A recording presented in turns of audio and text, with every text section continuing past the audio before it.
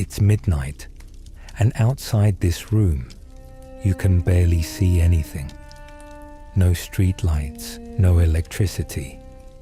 And for most people in medieval Europe, nighttime was terrifying. Welcome to Quiet History. Now, get comfortable. There is a moment, lasting only seconds, when the medieval world holds its breath. The sun touches the western horizon and everything that human civilization has built against the dark.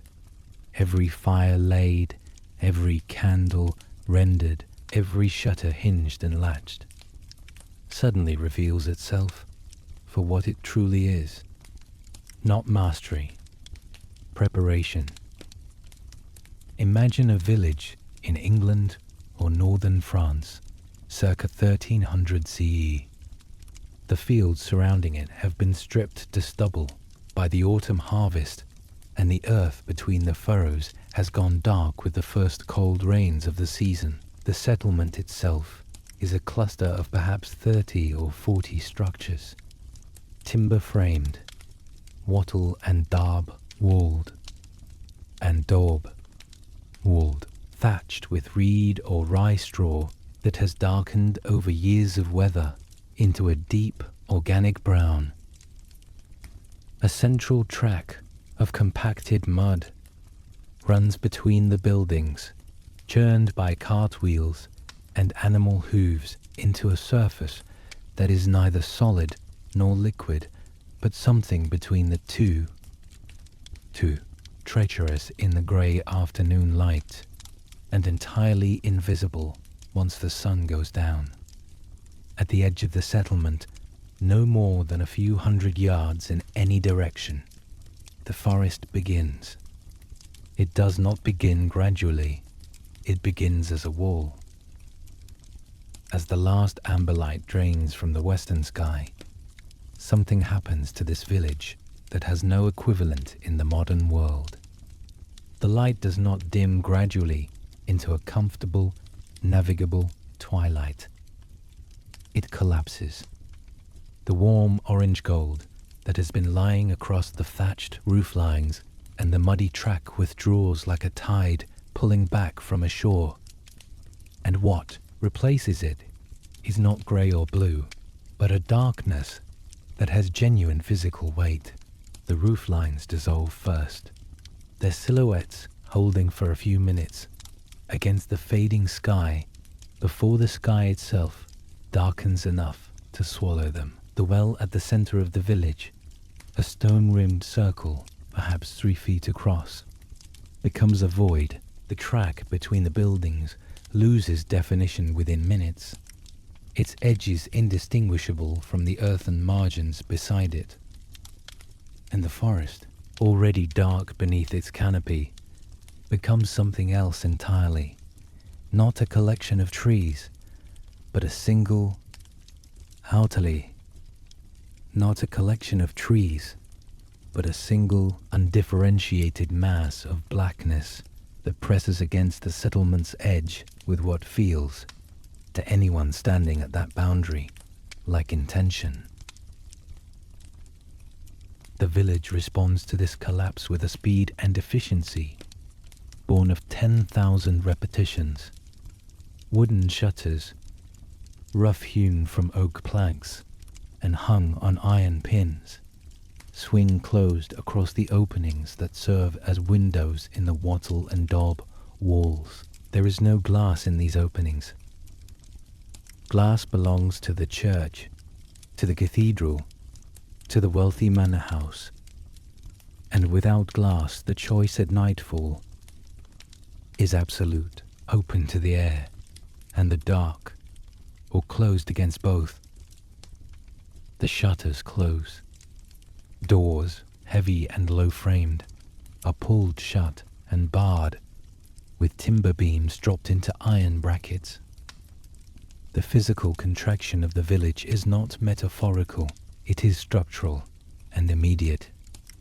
The settlement folds inward upon itself, like a hand closing into a fist, and the darkness outside the walls is left to do as it will with the fields, the track, the well, and the forest beyond. Inside these closing structures, the light sources that will sustain the night are already being tended.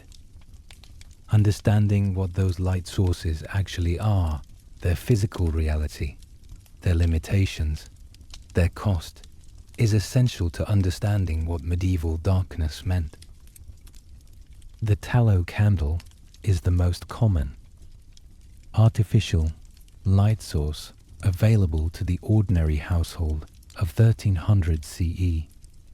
It is made from rendered animal fat, beef or mutton suet, boiled and strained, and poured around a wick of twisted plant fiber. The result is a cylinder of pale, slightly greasy material that smells, even unlit, of the slaughterhouse. When it burns, the smell intensifies, a heavy, rancid, fatty odor that is simultaneously organic and acrid, that coats the back of the throat and settles into fabric and hair.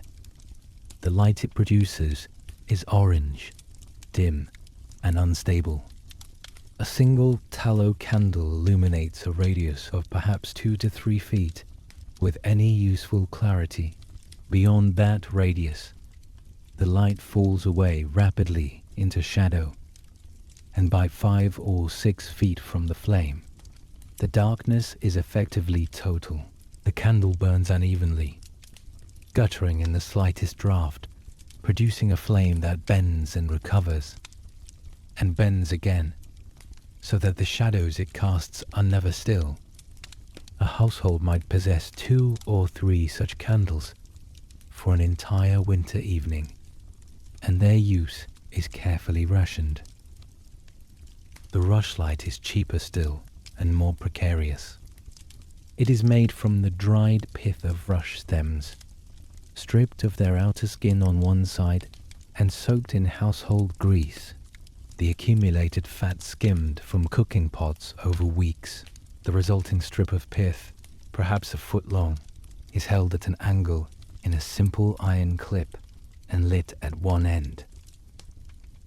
It burns for perhaps 20 to 30 minutes, producing a flame smaller and weaker than a tallow candle, casting a light that barely extends beyond the immediate surface it illuminates. The smell of a burning rushlight carries the particular quality of the grease it has absorbed. Whatever the household has been cooking, rendered down and oxidized, it is not an unpleasant smell, exactly, but it is insistently animal, insistently domestic, insistently of the body and its maintenance. Beeswax candles burn cleaner, brighter and longer than either tallow or rushlight.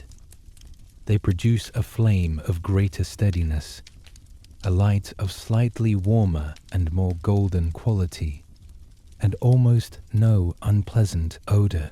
They are, for this reason, reserved for the church and for the wealthiest households. A peasant family of 1300 CE would encounter beeswax candles primarily at Mass, in the flickering ranks of votive lights before a stone-carved saint, or at the altar during the canonical hours. They represent, in their quality of light, a world that is not available to the ordinary household after dark. The oil lamp, a shallow stone, or iron vessel filled with linseed oil or fish oil, with a wick of plant fiber trailing over its edge, produces a flame similar in quality to the tallow candle, but with a different smell, sharper, more mineral, with the particular quality of oxidizing vegetable or marine oil that is not quite rancid, but not quite clean. Like the tallow candle, it illuminates a small radius, and no more. Like all flame-based light sources of this period, it is vulnerable to drafts, to accidental contact, to the simple exhaustion of its fuel. Time equals sign 2500 milliseconds. The hearth fire is the primary light source of the medieval peasant household.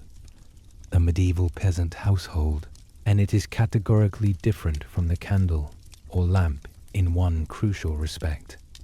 It produces heat as well as light, and in a world where cold is a genuine mortal threat, for roughly half the year, this dual function makes it irreplaceable.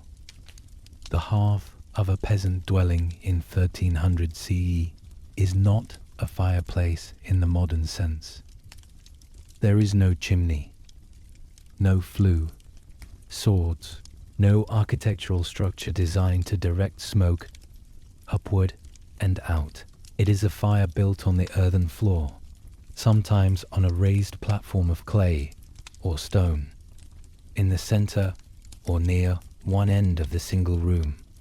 The smoke rises, accumulates near the ceiling, and escapes imperfectly, gradually, through a hole in the thatch above, or simply through every gap in the walls and roof that the wind creates. The interior of such a dwelling, after years of use, is stained black from floor to rafter with the accumulated residue of thousands of fires. The smell of old smoke is embedded in every surface, in the thatch, in the timber, in the wattle and old walls themselves. As the evening fire settles from its cooking height to its overnight banking, the quality of light it produces changes. The active flame, orange, high, variable, gives way to a bed of coals that glows red and amber in the immediate vicinity of the hearth and produces almost no light beyond it. The warm circle of firelight, which during cooking might have extended 8 or 10 feet across the earthen floor, contracts to a dim red glow that barely reaches the nearest rough-hewn furniture. The corners of the room, never well lit even at the fire's height, become completely dark. The rafters above, already lost in smoke haze during the day, are now entirely invisible. The room has become two environments: the small warm zone of the hearth and the surrounding darkness that presses in from every wall. This is the darkness that requires the most careful description, because it is the darkness that modern experience has made almost impossible to imagine. It is not the darkness of a bedroom, with the lights off, where ambient glow from streetlights filters through curtains and the shapes of furniture gradually resolve as the eyes adjust. It is not the darkness of a rural road at night, where the sky above provides at least the faint luminescence of stars. It is a darkness in which objects held at arm's length are genuinely invisible. A darkness in which the hand, extended before the face, disappears. A darkness that has direction, that comes from everywhere simultaneously, and that does not yield to the eye's adjustment because there is nothing for the eye to work with. The medieval village at full dark, on a cloudy night, with no moon, is as dark as the inside of a sealed room, with no light source whatsoever. Which is, in fact, exactly what it is. The thatched roof lines, visible against the sky at dusk as a familiar and comforting silhouette, have dissolved entirely into the darkness above. The central well is a void, its stone rim, its wooden frame, its hanging rope, all invisible, its presence detectable only by memory and by the faint sound of water far below. Far below, audible in the silence, if one stands close enough. The muddy track through the village vanishes within yards of the last lit, building its surface indistinguishable from the surrounding earth, its edges unmarked by any visible boundary. And the forest that was already a wall at dusk, has become something without dimension or limit, a darkness that extends from the settlement's edge to wherever the imagination places its boundary, which, in the medieval mind, is nowhere certain and nowhere safe. Sound fills the void that sight has abandoned. The timber frames of the village buildings, contracting in the cooling night air, produce a series of low creaks and occasional sharp pops that travel through the wood and emerge from unexpected locations.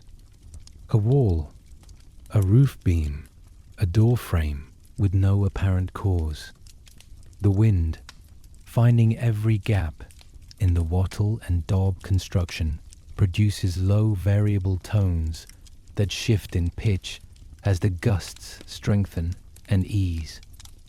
Distant dogs have begun their nocturnal alerting, a sound that carries extraordinary distances in the absence of mechanical noise, arriving from what seems like every direction at once, each dog responding to the others, in a chain that maps the invisible landscape of neighboring settlements.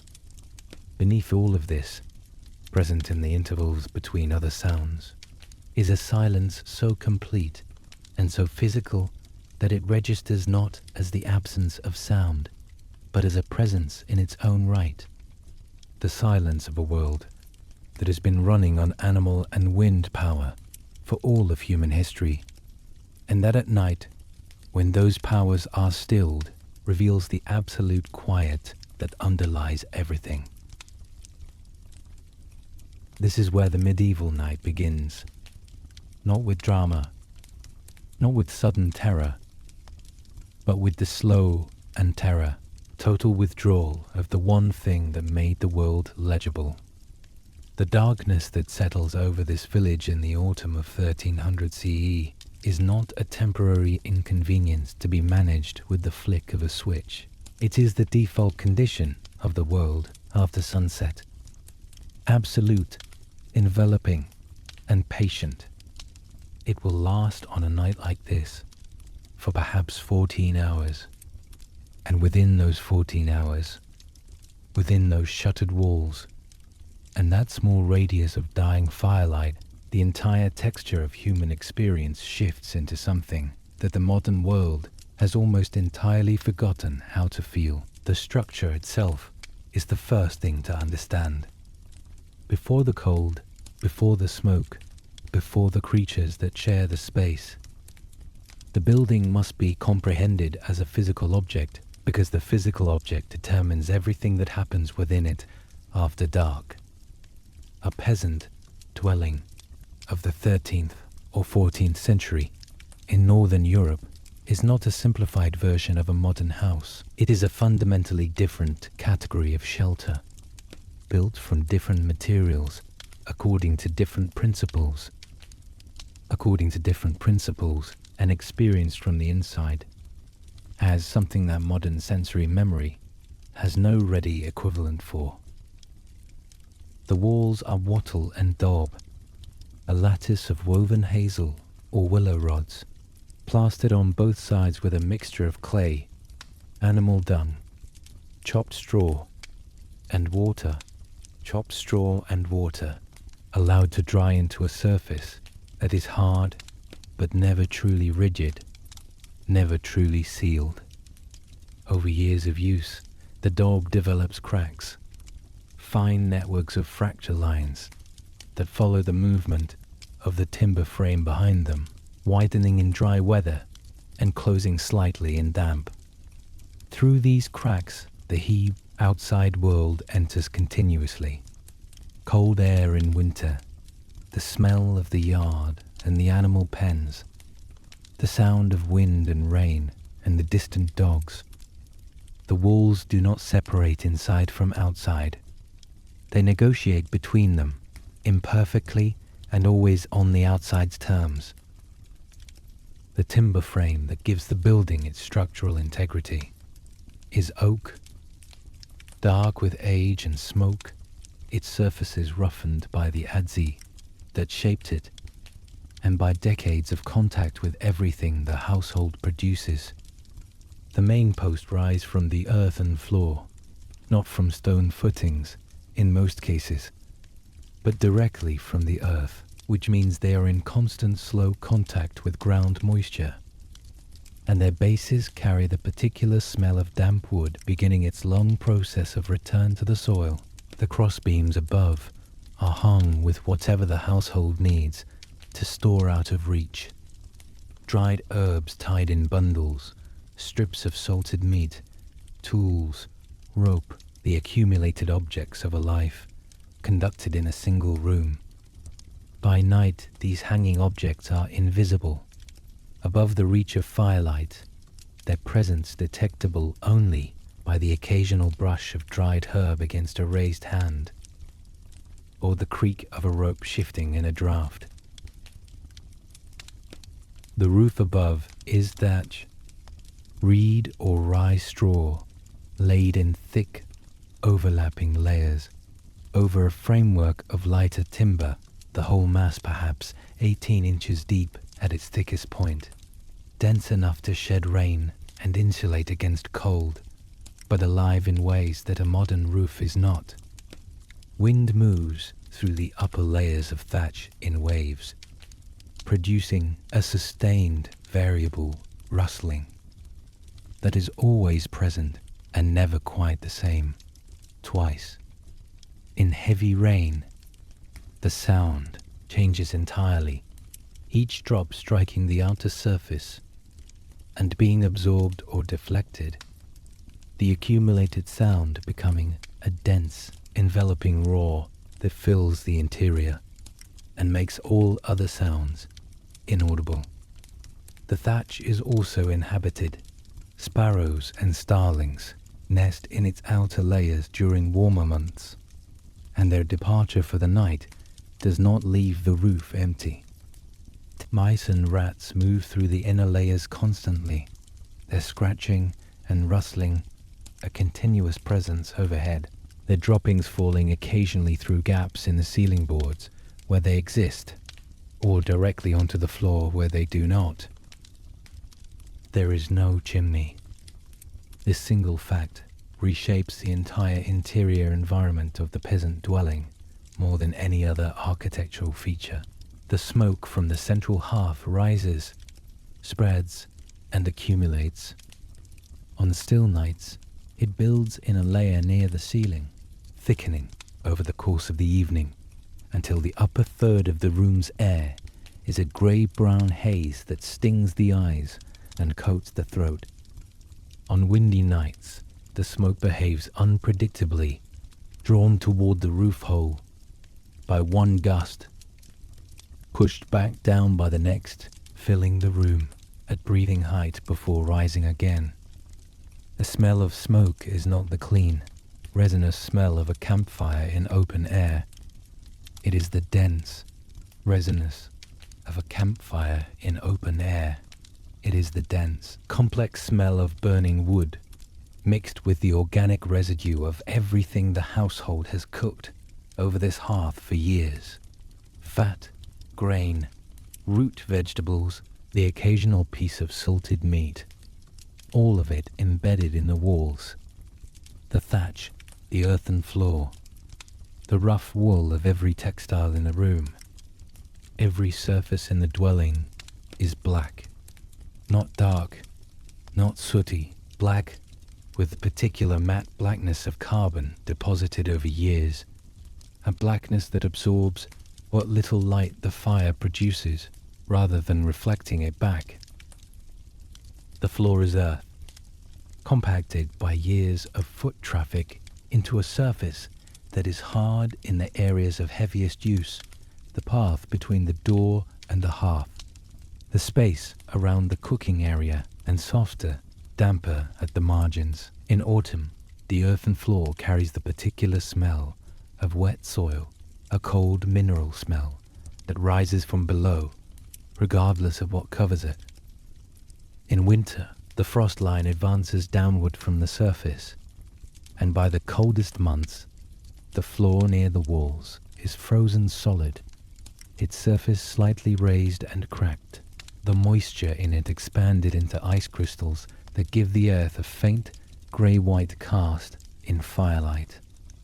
Over the earthen floor, rushes and straw have been spread, not a thin decorative layer, but a substantial accumulation, several inches deep in places, refreshed periodically by adding new material on top of old. This covering serves as insulation, as cushioning for sleeping, and as a general purpose absorbent surface for everything the household and its animals produce.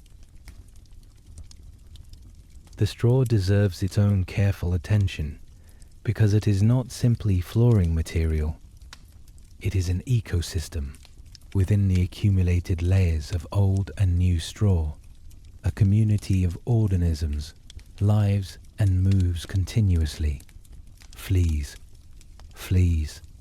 flies, whose populations in a medieval household would be considered catastrophic by modern standards, present in such numbers that their biting is a constant background condition of daily life, rather than an event.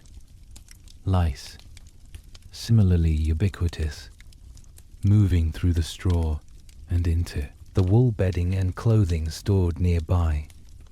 Mice, whose runways through the lower layers of straw are established and regular, detectable at night by the particular soft rustling of their movement.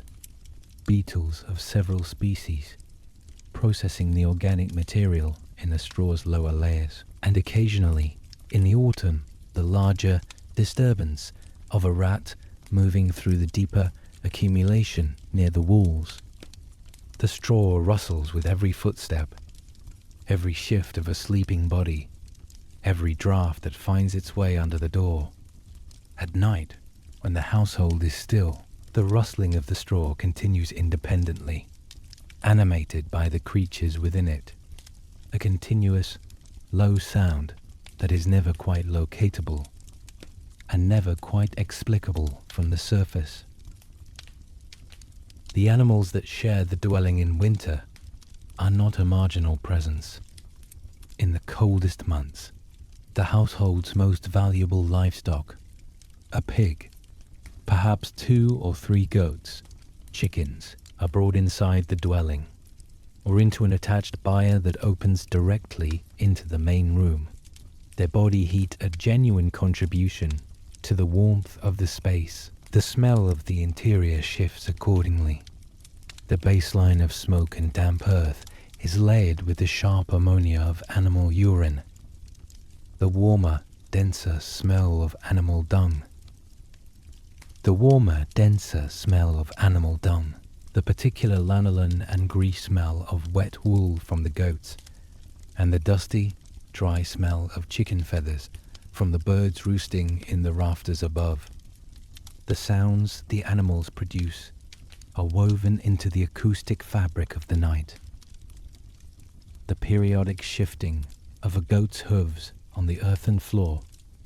Here's, on the earthen floor, the low grunt of the pig, settling its weight, the occasional soft clucking of a hen, disturbed by something in the thatch above her. These sounds are familiar, comprehensible, and in their way reassuring. They are the sounds of warmth and life in a space that would otherwise be cold and still. The hearth fire, banked for the night, is the center of everything. The transition from evening cooking fire to overnight coals is a process that takes perhaps an hour, the flames gradually subsiding as the largest logs catch and begin their slow combustion, the active orange fire giving way to the deep red and amber of a well-established coal bed. The light this produces is categorically different from the light of active flame.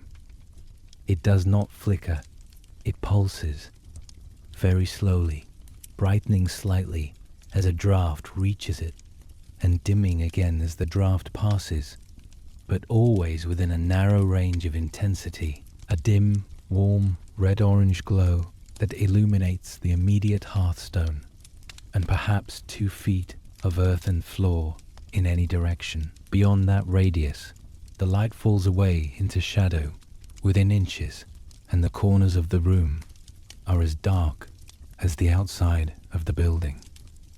The rough-hewn furniture, a low table, a bench, a chest for storing grain or cloth, catches the firelight on its nearest surfaces and is lost to darkness on its far sides, so that familiar objects become half visible, their shapes incomplete, their presence suggested rather than confirmed.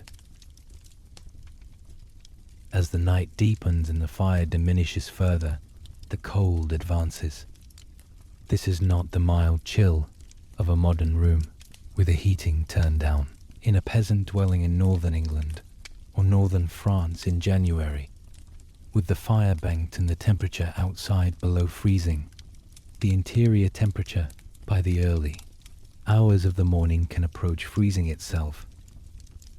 Near the walls and in the corners farthest from the hearth, water in clay vessels near the walls freezes overnight. Breath is visible indoors by the small hours, rising in faint clouds that catch the last red light of the coals and vanish. The frost that forms on the exterior of the wattle and daub walls works its way inward through the cracks, and by morning the interior wall surfaces near the floor carry a faint rime of ice crystals that glitter in the first rekindled firelight. The wool blankets and cloaks used for sleeping, heavy, rough, smelling of lanolin and smoke, are pulled tighter as the hours pass, and the bodies beneath them generate the only reliable warmth in the room, a warmth that is entirely local and entirely contingent on stillness. Winter nights in this latitude last 16 hours or more, from perhaps 4 in the afternoon to 8 the following morning. The darkness is complete or nearly so, and the cold is continuous. The impossibility of sleeping through the entire span of such a night without attending to the fire is a practical reality that shapes the structure of medieval sleep in ways that modern sleep science has only recently begun to document. The fire must be fed. Someone must wake, must move through the dark room by memory and by the faint guidance of the coal glow, must add fuel without disturbing the banking that keeps the coals alive, must return to the warmth of the sleeping pile before the cold fully claims the body. This waking is not an interruption of sleep, but a feature of it, a necessary maintenance task built into the rhythm of the night, as regular and unremarkable as the canonical hours marked by the distant church bell. That bell, when it comes, arrives through the walls as a distant clear tone that seems to have no particular direction. The stone of the village church carries sound differently from the timber and daub of the dwelling, and the bell's resonance, already attenuated by distance, arrives transformed, softer, rounder, somehow both closer and more remote than its actual source. It marks Compline, then Matins, then Lords, each ringing a temporal anchor in a darkness that would otherwise be featureless and unmeasured. Between the bells, the sounds of the night outside penetrate the walls continuously, wind varying in intensity and direction, rain on the thatch. When the weather turns, the creak of nearby trees, the distant sound of wolves carrying across open fields on cold, still nights with a clarity that the walls of the dwelling do nothing to diminish. These sounds are not alarming in themselves.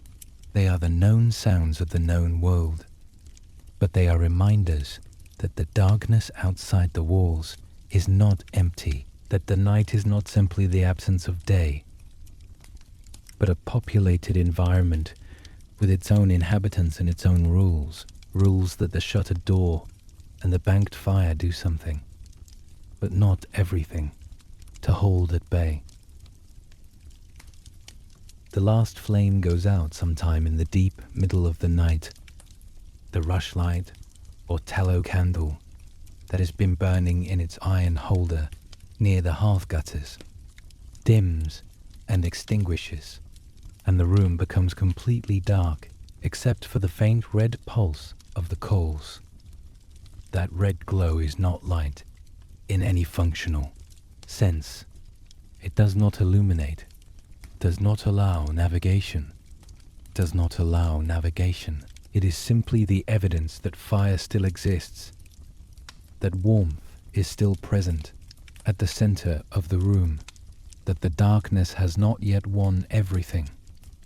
And then, as the coals cool and grey over, even that faint red pulse diminishes, and the room achieves a darkness that is absolute and total, the same darkness that exists outside the walls, the same darkness that fills the forest, the same darkness that has claimed the fields and the road and the well. The walls, in this moment, cease to be a meaningful boundary. The darkness inside and the darkness outside are the same darkness. Outside, a same darkness, and the dwelling is simply a small volume of cold air within it, distinguished from the surrounding night by nothing more than the memory of warmth and the slow, steady breathing of the bodies within the straw. Before the first word of warning could be spoken, before any eye could find a shape in the dark, there was sound. In the medieval world, after sunset, sound was not simply one sense among many. It was the primary instrument of survival, the faculty by which the darkness was read, interpreted, and either accepted or feared. And the darkness of the medieval night, stripped of every mechanical noise that the modern world generates without pause or apology, was a darkness in which sound traveled with a clarity and reach that has become almost impossible to conceive. Professor Christopher Woolgar, whose research into medieval sensory experience has illuminated this largely undocumented world, has pointed to the extraordinary quiet of the medieval soundscape as one of its most defining characteristics. The world of 1300 CE produced almost no sustained mechanical noise, no engines, no electrical hum, no traffic, no industrial process running through the night. The loudest sounds of ordinary medieval life were the sounds of animals, weather, human voices, and the occasional percussion of metalwork or millstone, all of them, or billstone, all of them organic, all of them intermittent. All of them intermittent, all of them embedded in a baseline silence so profound that scholars studying early medieval soundscapes have described it as a kind of silencing of the world, an objective acoustic condition produced by the absence of the material and physical infrastructure that generates modern ambient noise. Into this silence, every natural sound arrived with extraordinary force and clarity. The nearest sounds are the first to be understood, because they are the most familiar and the most constant. The timber frame walls of the peasant dwelling, contracting in the cooling night air, produce a language of their own, a series of creaks, pops, pops, and low groans that travel through the wood and emerge from unexpected locations. A sound from the roof beam above, a crack from the wall beside the door, a sustained low creak from the main post nearest the hearth. These sounds have no single source and no single quality. They vary with temperature, with humidity, with the direction of the wind pressing against the exterior walls. On the coldest nights, when the temperature drops sharply after sunset. The contracting timber produces sounds sharp enough to wake a sleeping person. A sudden crack, like a branch breaking, that arrives from directly overhead and then is gone, leaving the silence that follows. It's somehow more complete than the silence before. The wattle and daub walls add their own contribution. A low, almost subsonic vibration when the wind presses hard against them, transmitted through the clay and dung plaster into the interior air as a felt sensation as much as a heard one. The drip of water from a thatched eave after rain is a sound of particular persistence and particular psychological weight. It is rhythmic without being regular, the intervals between drops varying just enough to prevent the mind from settling into the pattern. The mind from settling into the pattern, just enough to keep some portion of attention directed toward it, waiting for the next drop, noting when it comes slightly sooner or slightly later than expected. This quality of near regularity, of rhythm that almost resolves into pattern but never quite does, is one of the defining acoustic characteristics of the medieval night. The scratch of rodents in the thatch overhead follows the same principle. Intermittent, unpredictable in its pauses, present enough to register, but never sustained enough to be fully categorized and dismissed. The shift of straw on the earthen floor, animated by the creatures within it, produces a continuous low rustling that seems to come from everywhere simultaneously, a sound that darkness prevents from being assigned to any visible source, and that the imagination therefore assigns to whatever it will. The settling of coals in the hearth produces its own small sounds. The tick of contracting iron in the fire tools, the soft collapse of ash as a coal shifts, the soft collapse of ash as a coal shifts, the occasional hiss of moisture escaping from a partially burned piece of wood. Break time equal sign, 900 milliseconds. These sounds are warm sounds in the sense that they are associated with the warmth of the fire and with the safety of the domestic interior. They are the sounds of a fire that is still alive, still present, still holding the cold at a distance. Their absence, the silence that replaces them as the fire dies completely, carries a different quality entirely, a quality of withdrawal, of something essential departing, that registers in the body before it registers in the mind. At mid-distance, the acoustic environment of the medieval night expands outward through the walls of the dwelling into the village itself. Dogs are the primary sound makers of this middle range, and their role in the acoustic landscape of the medieval settlement is impossible to overstate. Every household of any means kept dogs, working animals, guard animals, animals valued precisely for their sensitivity to disturbance and their willingness to announce it. At night, these animals become the village's primary early warning system, their hearing and smell extending the community's perceptual reach far beyond what any human sense could achieve in darkness.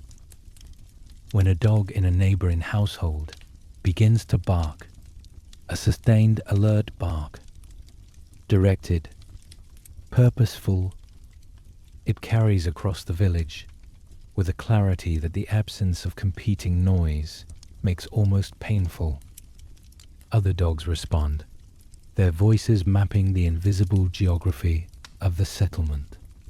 Each animal's position audible in the slight difference of distance and direction, so that a listener inside a shuttered dwelling can reconstruct, from sound alone, something of the shape of the village and the approximate location of whatever has disturbed the nearest animal. What has disturbed it is rarely knowable. A fox moving along the field margin, a rat crossing the yard between buildings, the wind shifting and carrying a new smell from the direction of the forest, or something else, something that the dog's senses have detected and that the human senses, confined within the walls, cannot verify or identify. This unknowability is the essential quality of the mid-distance sound environment at night. The sounds arrive with clarity and force, but without the visual context that would allow them to be interpreted with confidence. The movement of livestock in their pens, the stamp of a hoof, the shift of a heavy body against a wooden fence, is familiar and comprehensible in daylight. When the animal is visible and its behavior legible, in darkness, the same sound carries a slight additional weight of uncertainty, a fraction of a second's hesitation before it is categorized as safe, a hesitation that accumulates over the course of a long night into something resembling a sustained, low-level vigilance that never fully releases. The creak of a gate or fence in wind is a sound of particular ambiguity. It is rhythmic, like the drip from the eave, but its rhythmic is driven by the wind's variability and is therefore even less predictable. It could be a gate moving freely in a gust. It could be a gate being pushed open by something with weight and intention. In the darkness, without visual confirmation, the distinction between these two possibilities cannot be made with certainty, and the mind of a person lying awake in a medieval dwelling, whose interpretive framework includes genuine belief in the things that move through the night, does not necessarily default to the more comfortable explanation. The far sounds of the medieval night are the sounds that carry across the greatest distances and that carry, with their distance, the greatest weight of meaning. The church bell is the most important of these, not simply as a sound, but as a temporal and spiritual anchor, a human-made signal that structures the undifferentiated darkness into measured intervals and that carries, in its ringing, the reminder that the church is present, that the night offices are being observed, that time is passing in an ordered and comprehensible way. Compline, rung at the close of the day's final prayer, marks the official beginning of the night and the beginning of the period in which, according to medieval belief, spiritual dangers were most acute. The bell, for Compline, arrives at the village from the church tower as a clear, from, round tone that seems to come from slightly above the level of the rooftops, carried on whatever wind is moving, and arriving with a slight delay after the actual striking of the bell. A delay that gives it a quality of distance and separation, of communication across a gap that is not only physical. The silence after the bell fades is always heavier than the silence before it rang. Matins, rung around midnight, arrives in the deepest part of the night, when the fire has diminished and the cold is most advanced, and the darkness is most complete. The bell for matins carries a different quality than the bell for Compline, not because the bell itself is different, but because the acoustic environment through which it travels has changed. On cold, still nights, sound travels farther and with greater clarity than on warm or windy nights, and the matins bell, ringing into a landscape that has been silent for hours, arrives with a startling distinctness that seems almost impossible given its distance. In the monastery from which it rings, the monks are rising in the cold dark, their breath visible in the candlelit choir, their breath visible in the candlelit choir, their plain chant beginning to rise into the stone vaulting above them. At the village, miles away, only the bell is audible. A single clear tone, then silence, then the slow return of the night's own sounds. Beyond the bell, the far sounds of the medieval night belong to the forest and to the animals that inhabit it. The owl call, the long, resonant hoot of the tawny owl, the shriek of the barn owl, the shriek of the barn owl carries across open ground with a clarity that seems disproportionate to the size of the animal producing it. Owl calls in the medieval interpretive framework carried specific associations. They were birds of ill omen, their calls heard near a dwelling, understood as a warning of death or misfortune. The bark of a fox, particularly the vixen's scream, a sound that, heard for the first time without context, is almost indistinguishable from a human cry of distress, arrives from the direction of the forest or the field margin, and produces, even in those who know its source, a momentary physical response that knowledge alone cannot entirely suppress. And beyond the fox, on the coldest and stillest nights of winter, the howl of wolves carries across the open fields with a resonance that the flat, frozen landscape amplifies rather than absorbs, arriving at the village as a sound that seems to come from everywhere and nowhere simultaneously, a sound that the walls of the dwelling do nothing to diminish. The acoustic properties of different environments transform these sounds in ways that add further layers of ambiguity and unease. Stone, the material of the castle, the church, the monastery, amplifies and distorts sound in ways that timber and darb do not. Water dripping from a ceiling crack in a stone undercroft produces a sound that, in the vaulted space, becomes something resembling footsteps. The same rhythm, the same weight of impact, the same quality of deliberate approach.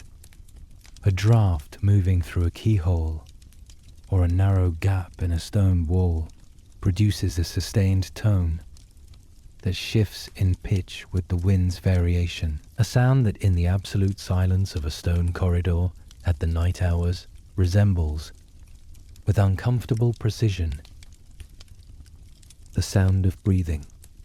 The stone itself transmits sound through its fabric.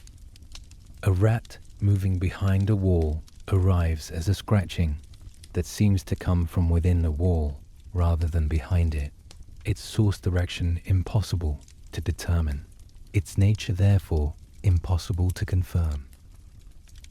The dense forest absorbs and muffles sound unpredictably, creating acoustic shadows and channels that transform the experience of listening within it.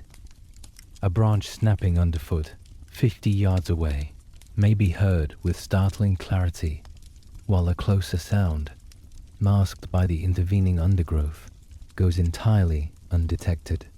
The wind moving through the canopy above produces a sustained roar that masks everything happening at ground level, so that the forest floor during a gusting night is acoustically isolated from the canopy above it. Two different sound environments occupying the same vertical space, separated by the mass of leaves and branches between them. In the intervals between gusts, when the canopy falls briefly silent, the sounds of the forest floor arrive with sudden and disorienting clarity. The crack of a branch, the rustle of something moving through leaf litter, the distant splash of water over stones in a stream course, sounds that the preceding roar of wind has prevented from being heard and that therefore arrive without the gradual approach that would allow them to be contextualized. Rain transforms the acoustic landscape of the village entirely. Heavy rain on a thatched roof creates a dense, enveloping roar that fills the interior of the dwelling and renders all other sounds inaudible. The dogs, the distant bell, the creak of the gate, the sounds of the forest. This acoustic isolation is simultaneously protective and disorienting. The rain creates a kind of sonic cocoon within which the dwelling becomes its own complete world, sealed from the outside, not only by its walls, but by the wall of sound the rain produces. Nothing from outside can be heard, which means that nothing from outside can be detected. The rain that drowns the sound of the wolf also drowns the sound of the approaching stranger, the breaking of a fence, the disturbance of the livestock, the protection of sound. The village's primary early warning system is suspended for the duration of the downpour, and the darkness outside the walls becomes, for that time, genuinely opaque in every sense. Break time =, 2500 milliseconds. Fog produces the opposite effect, not the drowning of sound, but its selective transformation. Ground fog, collecting in the hollows between buildings and along the course of the village stream, dampens some sounds while carrying others with a strange and sourceless clarity. The drip from the eave becomes louder, more present. The distant bell when it comes. The distant bell when it comes seems to arrive from no particular direction, its source impossible to locate, its sound seeming to originate from within the fog itself rather than from any fixed point in the landscape. Sounds that should be distant arrive close. Sounds that should be close are swallowed entirely. The fog does not simply obscure vision. It reorganizes the acoustic landscape into something unfamiliar, something that cannot be navigated by the mental map of the known village. Because the known village's sonic markers have been displaced and distorted beyond reliable use. In a world where sound is the primary navigational sense after dark, this reorganization is not merely disorienting. It is a form of blindness added to blindness, a doubling of the darkness that the night has already imposed. The sounds that could not be identified were the sounds that carried the greatest weight. A rhythmic knock from the direction of the forest, regular enough to suggest intention, irregular enough to resist explanation, a sustained low moan that might be wind through a gap in the fence, or might be something else entirely, a sudden crash from the tree line, followed by a silence more complete than the silence before it, as though every creature in the vicinity had simultaneously held its breath. Time =, 900 milliseconds.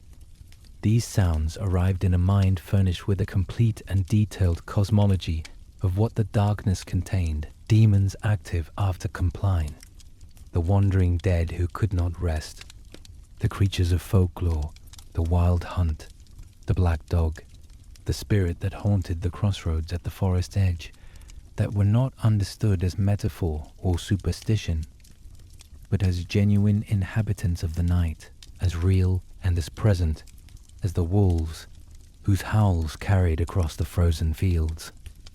The unidentified sound did not require explanation to produce fear. It required only the darkness and the silence and the knowledge of what the darkness was understood to contain. And then the bell rang again.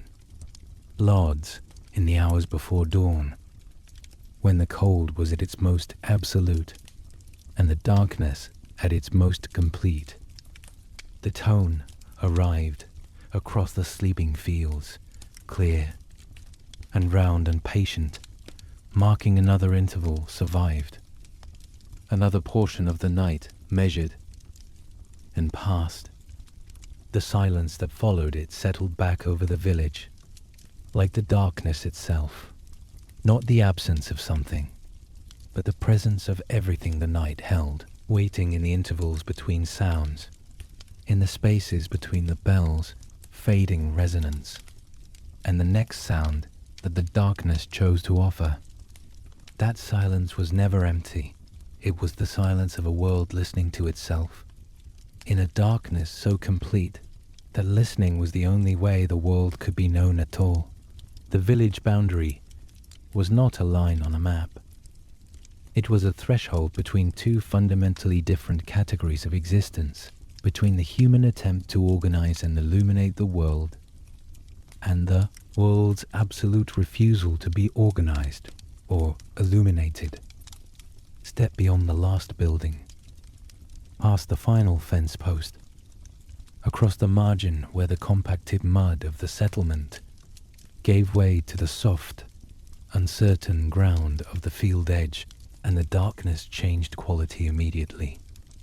Step further into the tree line, and the darkness became something else entirely, something without limit, without landmark, without any of the small human signals that made the village's darkness navigable by memory and familiarity. The medieval forest of northern Europe in the 13th and 14th centuries was not the managed, recreational woodland of the modern imagination. It was not a park, not a nature reserve, not a place of leisure or contemplative walking.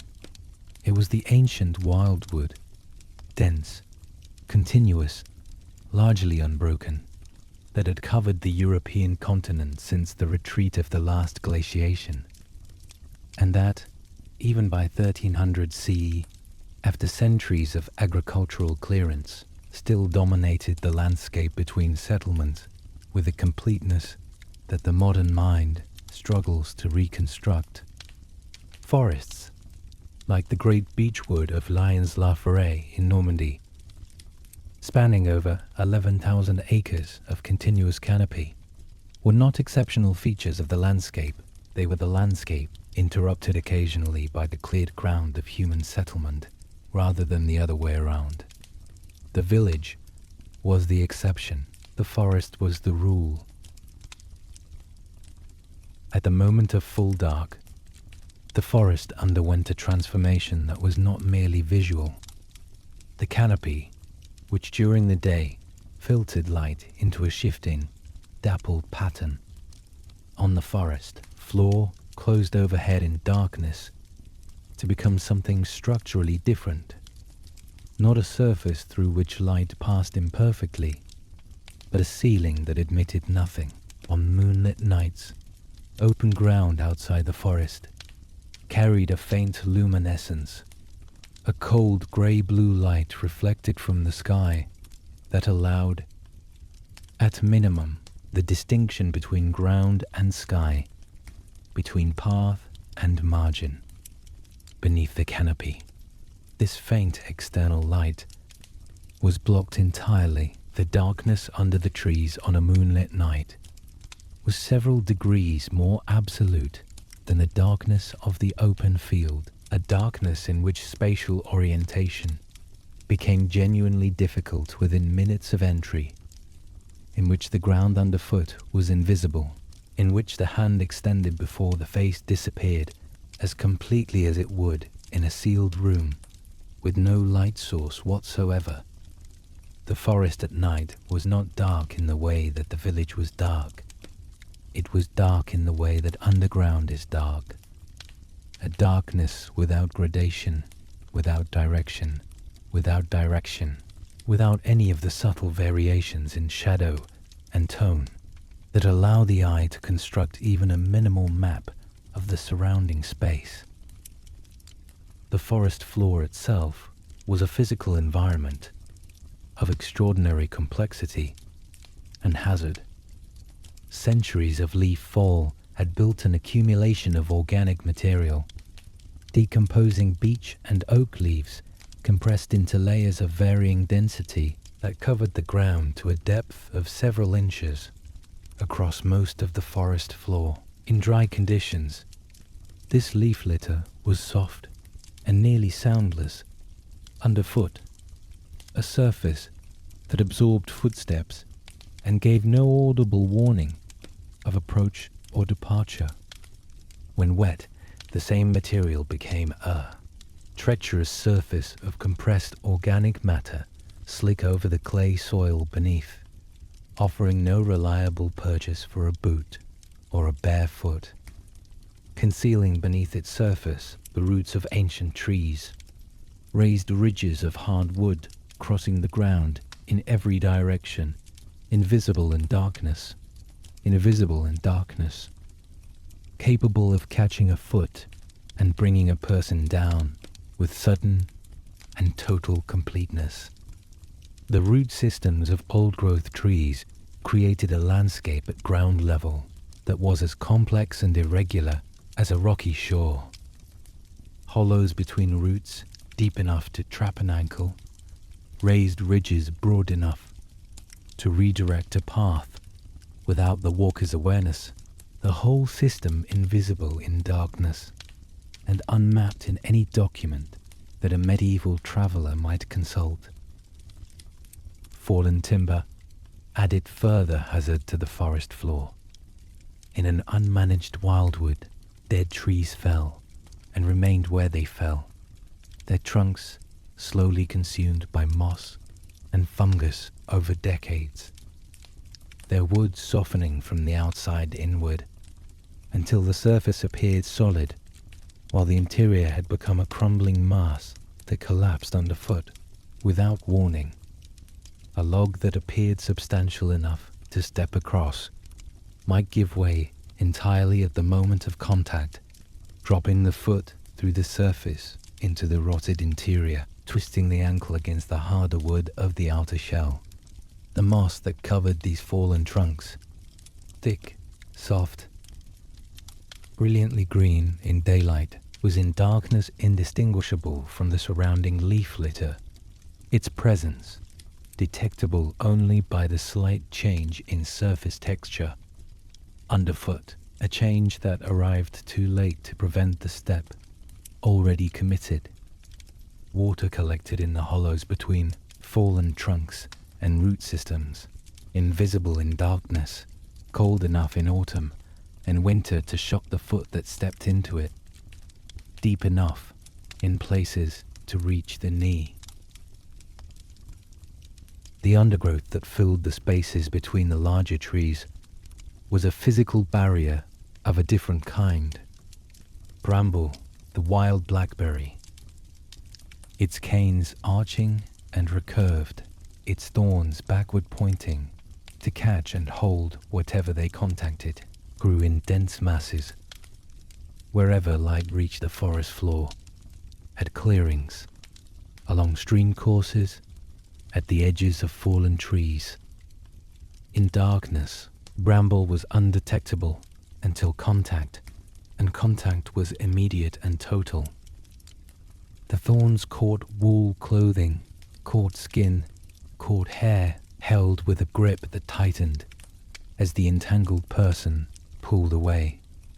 Fern, growing in dense stands in the damper areas of the forest floor, was less physically dangerous but equally disorienting. Its fronds, waist-high in summer and collapsed and rotting in autumn, created a visual and tactile uniformity that erased the distinction between path and pathless ground, between known route and trackless wilderness. In darkness, moving through dense fern was indistinguishable from moving through open forest floor, and the path, if there had been one, could be lost within a few steps without any awareness that it had been abandoned. The acoustic environment of the forest at night was governed by a fundamental paradox. The canopy above and the undergrowth around created a space in which sound behaved in ways that contradicted the expectations built by experience in open environments.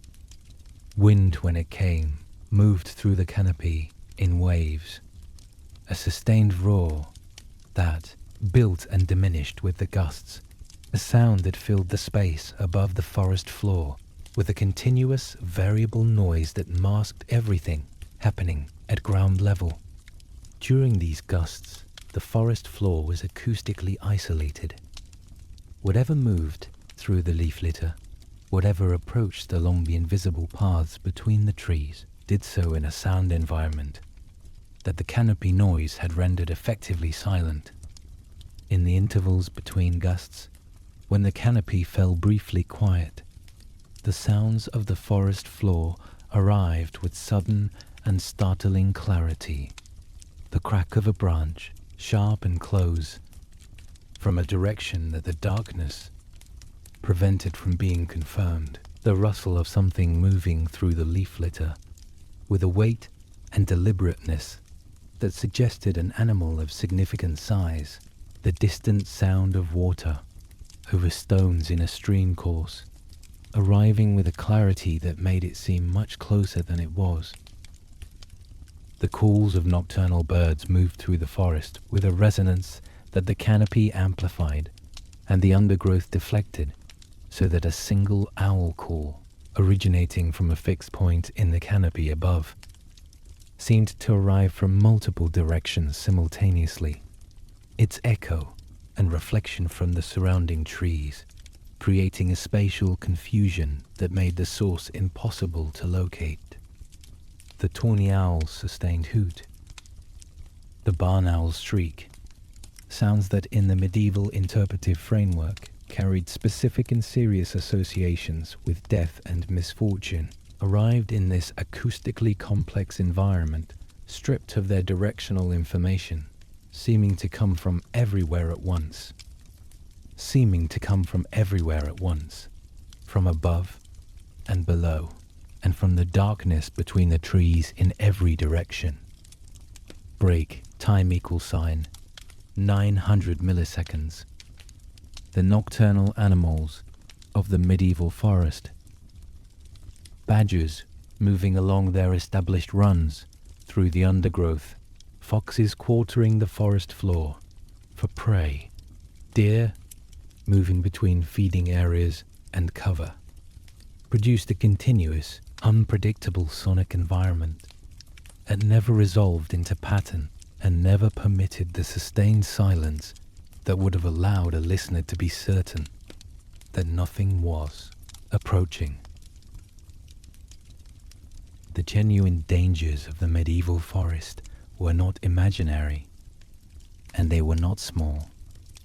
Wolves were present across most of northern Europe throughout this period, not as rare or occasional visitors, but as established inhabitants of the wildwood, their territories overlapping with the margins of human settlement in ways that created regular and documented conflict. The environmental traces of wolves were legible to anyone who moved through the forest with knowledge. Tracks pressed into the soft mud along stream courses, the particular clarity of their paw prints, distinguishable from those of large dogs by the regularity of the gait pattern and the size of the individual print. The howl of a wolf pack heard from within the forest, rather than from the relative safety of the village, carried a different quality than the same sound heard through a shuttered wall. It arrived without the mediation of distance and stone, immediate and directional, and it produced in the other animals of the forest a response that was itself a signal.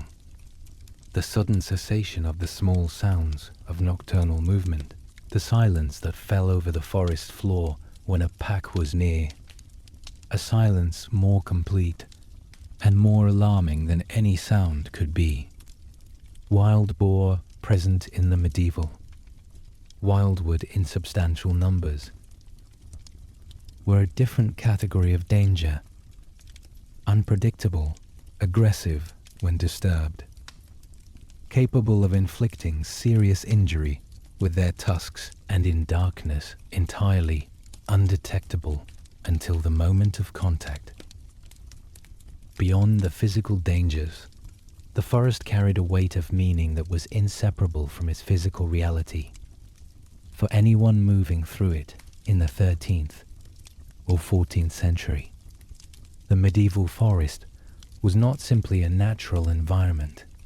It was a spiritually charged space whose dangers were understood to be as much supernatural as physical. A place where the boundary between the human world and what lay beyond it was thinner than anywhere else. Where the pre-Christian spiritual forces that the Church had not fully displaced were understood to remain most active, most present, most capable of affecting those who entered their domain after dark. The crossroads within the forest, or at its edge, the point where two paths intersected in the darkness between the trees, was understood across medieval Europe as a site of particular spiritual danger, a place where demonic forces gathered after complying, where the wandering dead were most likely to be encountered, where the traveler who stopped or hesitated was most vulnerable to influences that no physical preparation could defend against. These beliefs were not the superstitions of the ignorant, easily dismissed by the educated. They were the shared cosmological framework of an entire civilization held by peasant and scholar alike, embedded in the teachings of the Church and the accumulated wisdom of generations of folk knowledge, and they transformed the experience of moving through the forest after dark into something that was simultaneously a physical and a spiritual ordeal. The forest felt as though it was watching. This was not a metaphor available to the medieval mind. It was a literal description of what the forest was understood to do, what the darkness between the ancient trunks was understood to contain. The weight of those beliefs pressed against the physical environment of root and bramble and invisible water, layering the genuine dangers of disorientation and exposure and animal encounter with a further dimension of threat that had no physical form but was no less real for that. The darkness between the trees carried the weight of what was believed to inhabit it, and that weight was not light. Every unidentified sound, the rhythmic knock from deeper in the wood, the sustained low moan that might be whined through a hollow trunk, the sudden silence that followed a branch crack, arrived in a mind furnished with detailed and specific knowledge of what the darkness was understood to contain, and was processed accordingly. Fog transformed the forest into something beyond even its ordinary, nocturnal strangeness. Ground fog, forming in the cold air that settled into the hollows and along the stream courses after sunset, collected in the low places of the forest floor and rose to knee-height, to waist-height, filling the spaces between the root systems and the lower trunks with a grey-white luminescence that had no visible source.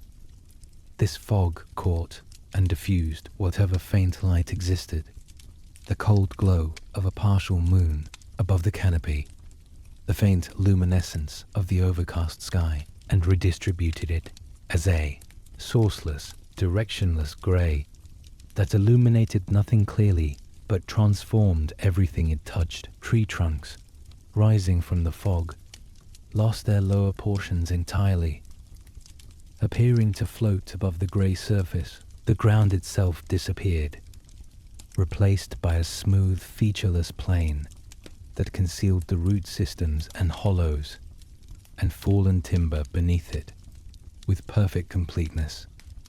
Movement through fog-filled forest was movement through a landscape that had been stripped of its physical information, the visual cues that allowed pathfinding, obstacle avoidance, and directional orientation, all erased by the grey uniformity of the fog surface, leaving only the darkness above and the featureless grey below.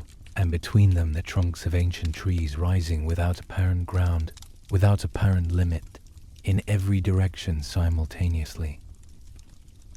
The fog also reorganized the acoustic environment of the forest in ways that compounded the visual disorientation.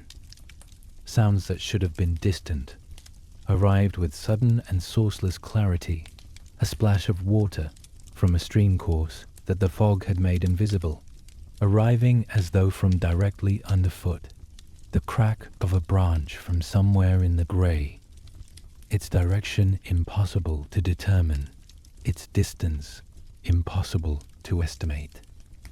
The drip of condensation from the canopy above, falling into the fog's surface, produced a sound that the fog amplified and scattered, so that a single drop seemed to arrive from multiple points simultaneously, surrounding the listener with a soft, irregular percussion that had no center and no edge.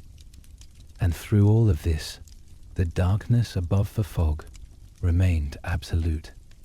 The canopy invisible, the sky invisible, the stars and moon blocked by cloud or by the mass of leaves and branches overhead, so that the fog's grey luminescence was the only light available, a light that revealed nothing and transformed everything, a light that was in every meaningful sense darker than darkness. The forest beyond the village boundary was where darkness had no limit, because it was where the human project of organizing and illuminating the world had reached its absolute edge. Hedge. The village's tallow candles and banked hearth fires, its shuttered walls and barred doors, its dogs and its bells and its accumulated human presence. All of these represented the maximum extent of what could be held against the dark. Beyond the last fence post, the dark reclaimed everything. The ancient beech trunks, their bark grey and fissured, their root systems spreading through the invisible ground, their canopy closing overhead to block the sky. These were the architecture of a world that had never been organized, never been illuminated, never been made safe by human effort. They had stood before the village, existed, and would stand after it was gone. And the darkness beneath them was not the darkness of a place that had lost its light. It was the darkness of a place that had never needed any. The stone absorbs the last light of dusk differently than any other material. Where thatch darkens gradually and timber fades through amber into shadow, dressed limestone and rough-cut sandstone seemed to hold the dying warmth of the western sky for a few minutes longer than the surrounding air, and then release it all at once, becoming in a single transition not merely dark but indistinguishable from the darkness above them.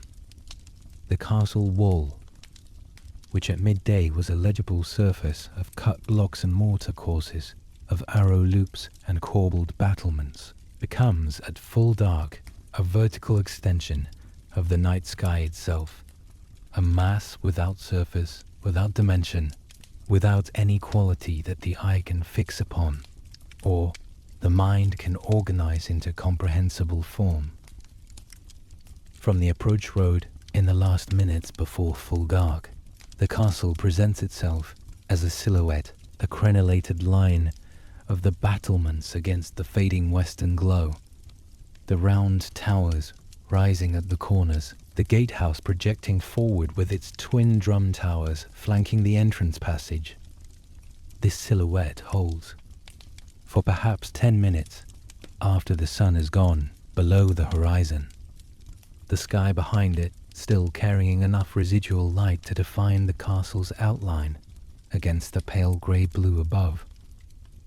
Then the sky darkens, and the silhouette dissolves, and the castle ceases to be a shape and becomes simply a portion of the darkness that is slightly more solid than the surrounding air, detectable, if at all, by the way, It blocks the stars where it rises. By the way, the wind behaves differently.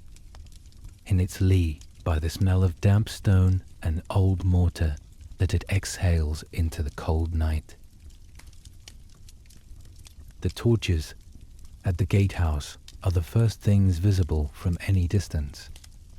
They are iron cressets, basket-shaped holders mounted on brackets beside the gate passage, filled with pitch-soaked rags or bundles of resinous wood that burn with a large, unsteady flame producing significant heat and a dense black smoke that rises in a column visible against the night sky. Time equal sign 900 milliseconds. The light they cast is orange amber, warm in color, but violent in behavior. The flame bending and recovering in every gust, the shadows it throws across the gatehouse, stonework lurching and swinging with each movement of the fire, so that the carved stone of the arch above the gate seems to shift and breathe in the torchlight. The radius of useful illumination from a single cresset torch extends perhaps 15 feet in still air, less in wind, when the flame bends away from the wall and the light it casts moves with it, leaving the stonework alternately lit and shadowed in rapid succession. Beyond that radius, the darkness is absolute, and it is a darkness made more absolute by contrast with the torchlight. The eye, adjusted to the brightness of the flame, finds the surrounding dark even more impenetrable than it would appear without the torch at all. The approach road leading to the gatehouse is deeply rutted. The compacted earth churned by the passage of carts and horses into a surface of ridges and hollows that freezes in winter into a fixed landscape of sharp edges and unexpected drops, invisible beyond the reach of the gatehouse torches. The ditch or moat that surrounds the castle walls is black and still in the darkness, its surface reflecting nothing, not the torchlight, not the stars, not the faint luminescence of the overcast sky. It is simply an absence, a void at the base of the walls, its depth and its contents entirely invisible, its edges unmarked by any light. The sound of water in the moat, the slow movement of water against the stone revetment at the base of the wall, the occasional drip from a drainage outlet above the waterline arrives from below and from the darkness with a quality of depth and coldness that the visual void of the moat's surface reinforces. It is the sound of water that has not seen light in a long time. The sounds of the night watch carry across the silence of the surrounding countryside, with the particular clarity of sounds produced in stone environments.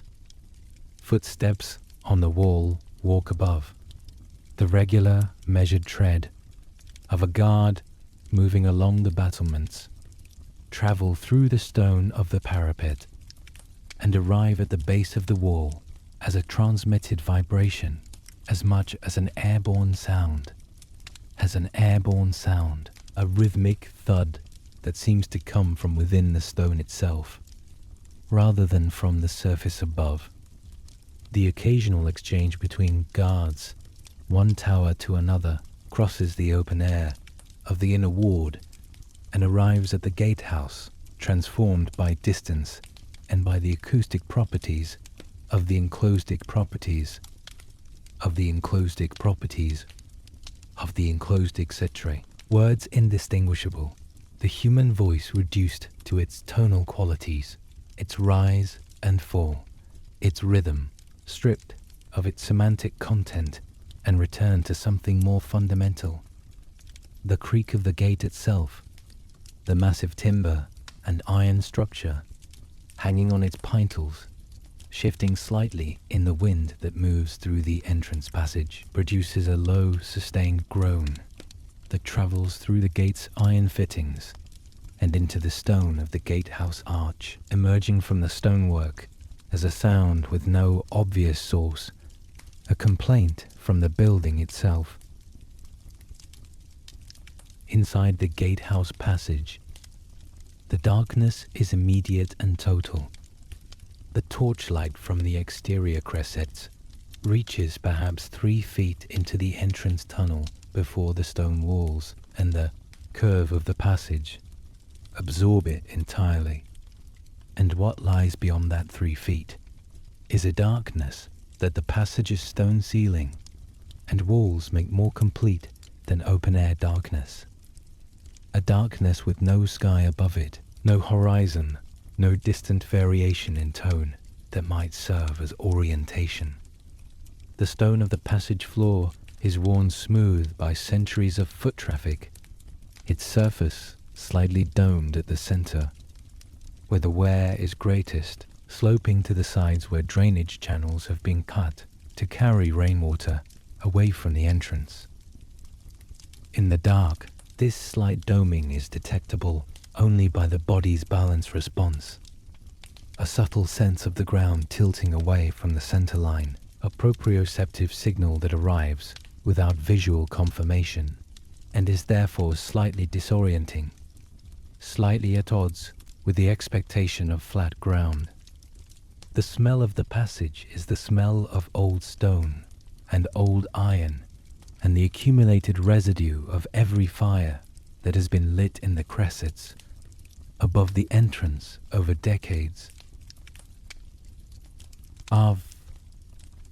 Use a complex mineral smell with a top note of old smoke and a base note of damp that comes from the stone itself, from the water that works through the mortar joints and emerges on the interior surface as a slow, continuous seepage that darkens the stone and feeds the moss that grows in the angles between the floor and the wall.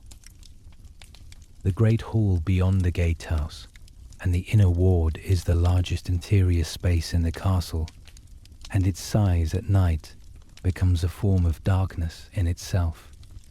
The hall is long, perhaps 60 or 80 feet from the dais at the upper end to the screen's passage at the lower, and its ceiling is high, the timber roof structure, rising to a ridge perhaps 30 feet above the floor.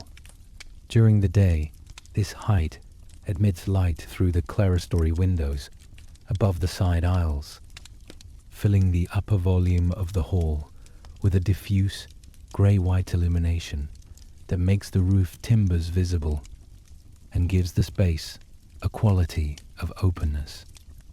At night, the roof timbers disappear entirely. The ceiling of the great hall at night is not a surface. It is an absence. It is an absence, a darkness above the reach of any light source that the hall contains, a void that the eye cannot locate or measure.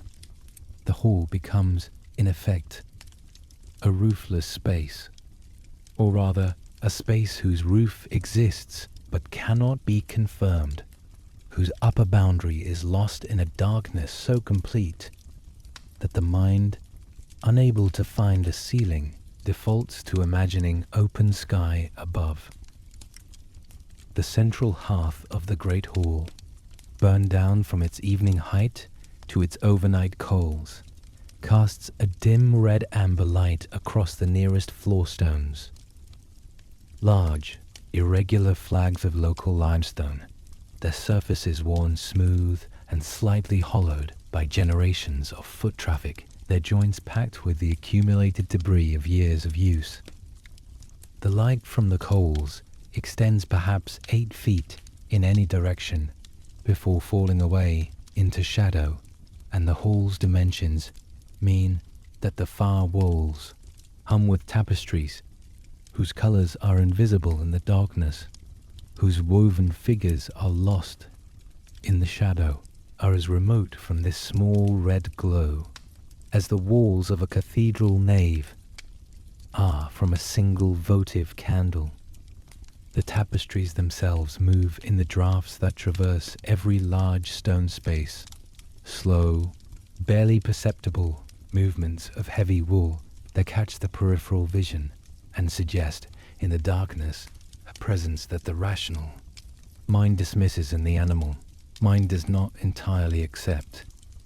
The trestle tables, dismantled after the evening meal and stacked against the walls, are visible only as dark shapes at the edge of the cold glow, their legs and boards creating angular shadows that overlap and intersect in patterns that shift slightly as the coals pulse.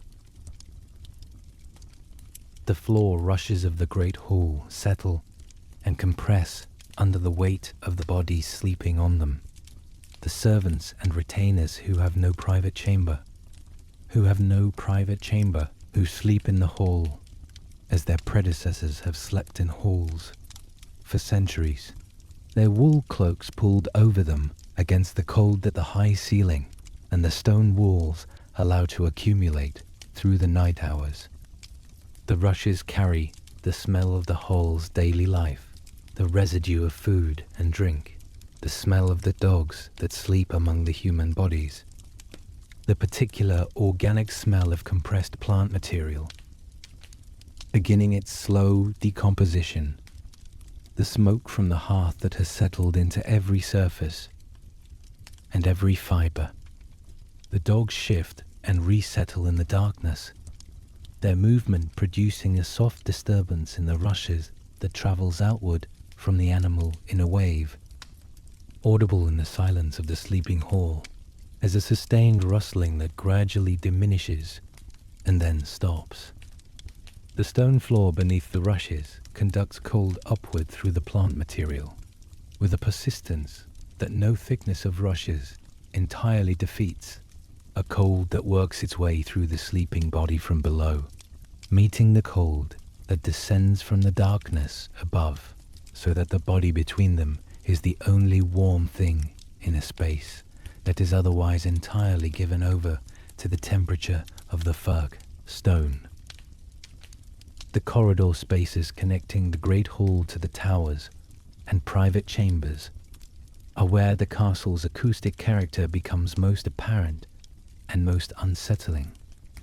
These passages are narrow, in many cases barely wide enough for two people to pass, and their walls are solid stone, their ceilings vaulted or flat-beamed, their floors flagged with the same worn limestone as the hall. Sound in these passages behaves according to the physics of stone enclosure. It reflects from every surface. Arrives at the listener from multiple directions simultaneously, and loses its directional information in the process. A footstep in a stone corridor does not sound like a footstep in open air. It sounds like footsteps, plural, directionless, arriving from the walls and the ceiling, as well as from the floor. The original impact multiplied by reflection into something that fills the passage with sound rather than locating it at a point.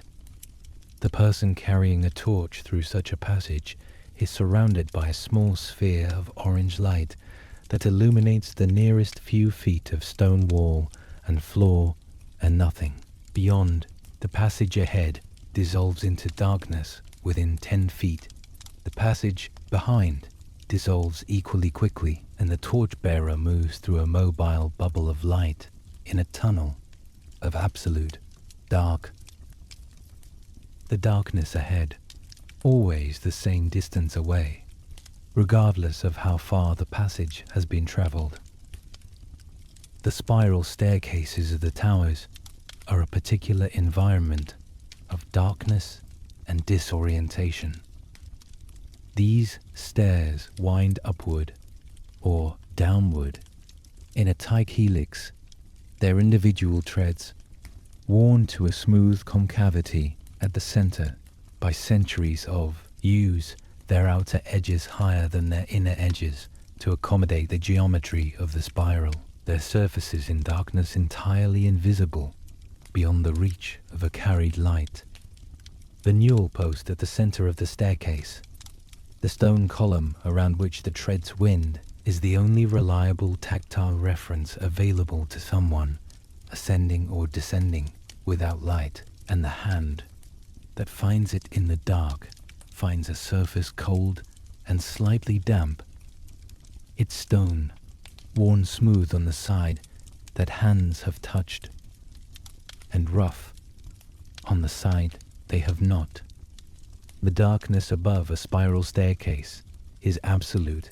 The helix of the stair prevents any light from above from reaching below, and any light from below from reaching above, so that the staircase is always dark in both directions, beyond the immediate curve, always presenting a darkness that might be the top of the stair, or might be an indefinite continuation of the ascent, with no visual information available to distinguish between them. The undercroft beneath the great hall is the castle's deepest interior space, and its darkness is of a different quality than the darkness of the hall or the corridors above. This stone-vaulted basement, its ceiling a series of groin vaults springing from square piers, its floor below the level of the surrounding earth, is cool in summer and cold in winter, with a cold that comes not from the air above, but from the earth surrounding it on three sides and below. The walls of the undercroft run with condensation, a continuous, slow seepage of moisture through the stone, emerging on the interior surface as a film of water that catches any available light and reflects it back in a faint, sourceless shimmer. The floor is often damp, the moisture from the walls collecting at the base and spreading inward, so that the center of the undercroft floor is the driest point, and the margins are wet stone that reflects footsteps back as a slight, liquid sound. The smell of the undercroft is the smell of deep earth and old stone and standing water. A cold mineral smell with an organic undertone from the stored goods that occupy the space. Barrels of salted provisions, sacks of grain, the wooden crates, and iron-bound chests that hold the castle's material reserves. These stored goods absorb the cold and the damp and contribute their own smells to the space. The sharp bite of salt, the dusty smell of dry grain, the particular smell of old wood in a damp environment, somewhere between clean timber and the beginning of decay. The castle chapel, small and stone-walled, occupies a space that is architecturally similar to the undercroft, but spiritually its opposite.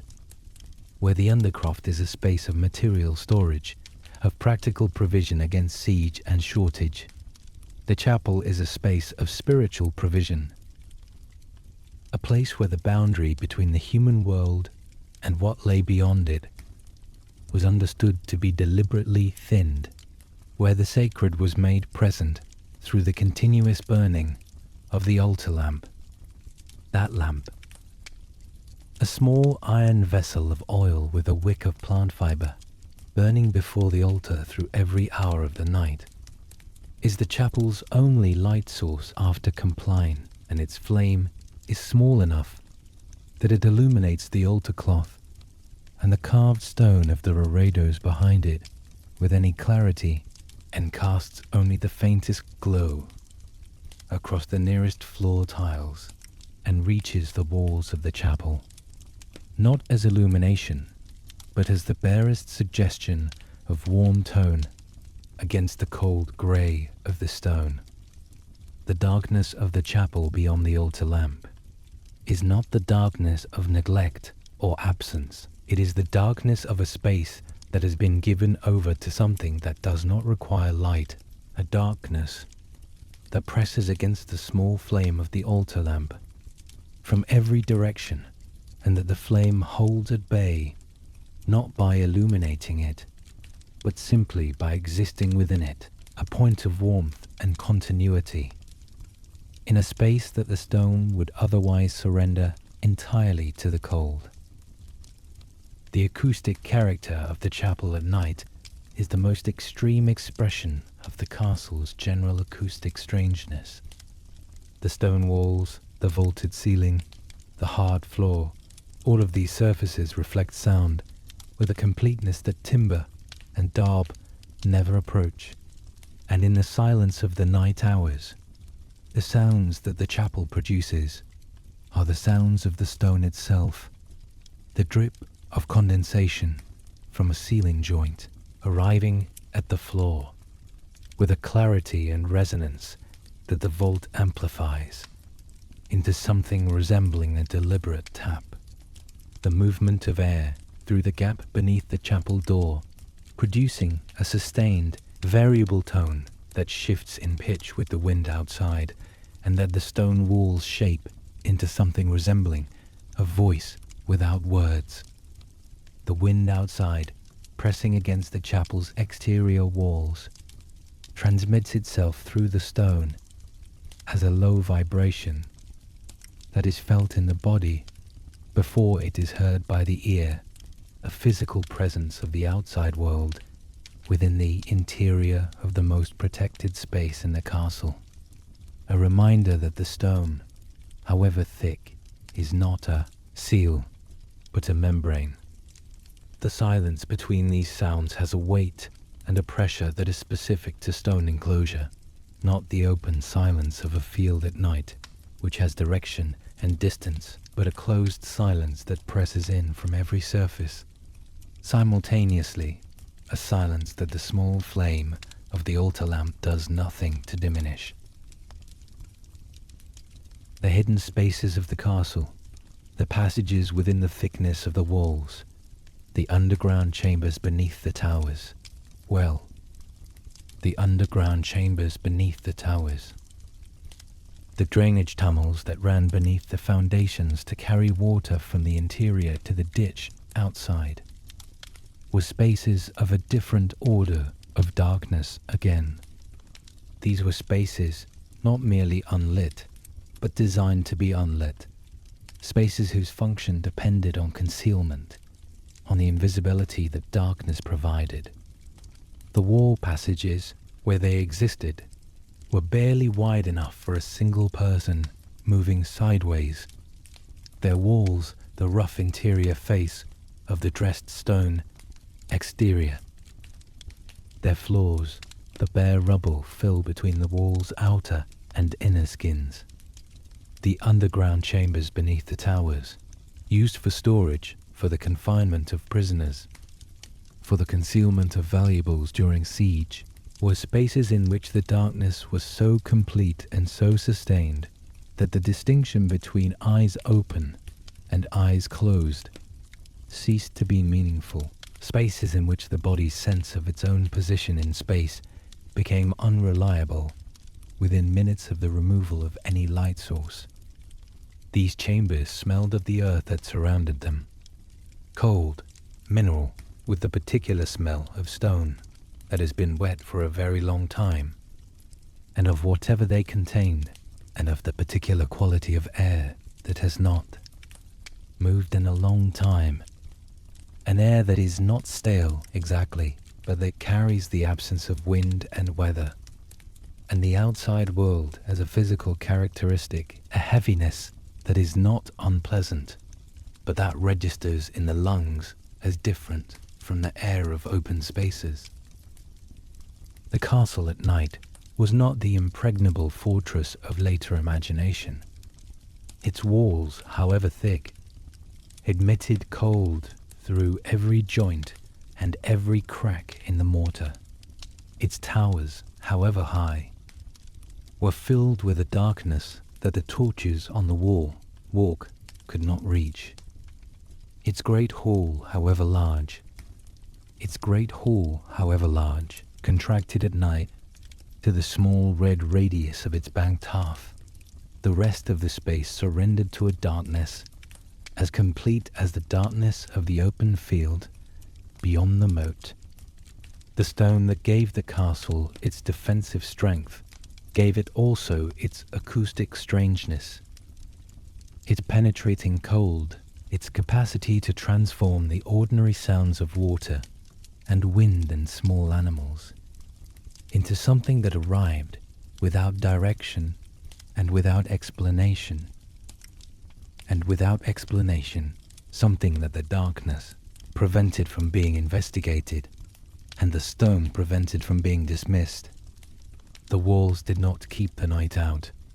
They enclosed it, concentrated it, gave it the particular quality of stone: hard, cold, resonant, patient, and held it there through the long hours, until the first grey light of dawn found the arrow loops and cast its thin, cold lines across the worn floor of the corridor, and the darkness retreated, as it always did, to the corners and the undercroft and the spaces within the walls where the light could not follow.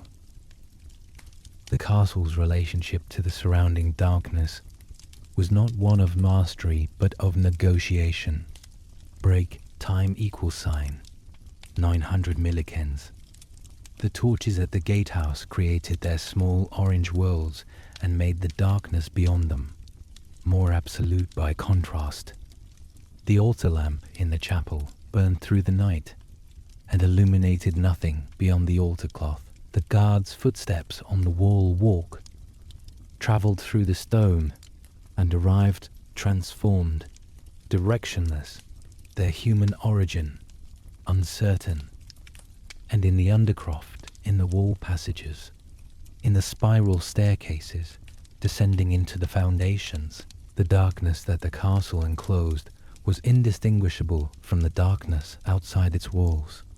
The same darkness, the same cold, the same silence broken by the same sounds of water and stone and the distant bell of a monastery carried through the night air and through the fabric of the building itself, arriving in the deepest interior spaces as a vibration in the stone, a reminder that time was passing, that the night had structure, that somewhere beyond the walls the world was still ordered and measured and held against the dark by the same fragile instruments: flame, bell, the human voice in plain chant, that had always been all that stood between the medieval world and the absolute night that surrounded it on every side.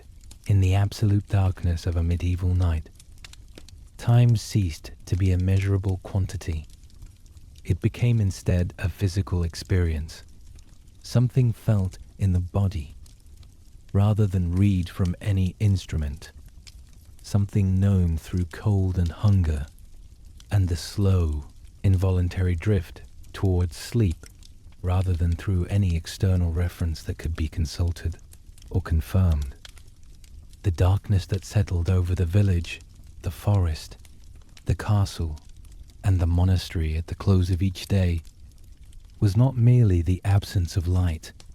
It was the absence of the primary mechanism by which the passage of time was made legible. The movement of the sun across the sky, the lengthening and shortening of shadows, the quality of light that told the body where it stood within the arc of the day.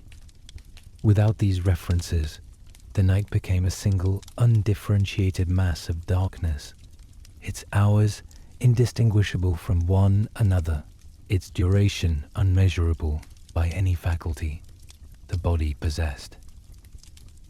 The experience of time in darkness is not simply the experience of time with the lights off.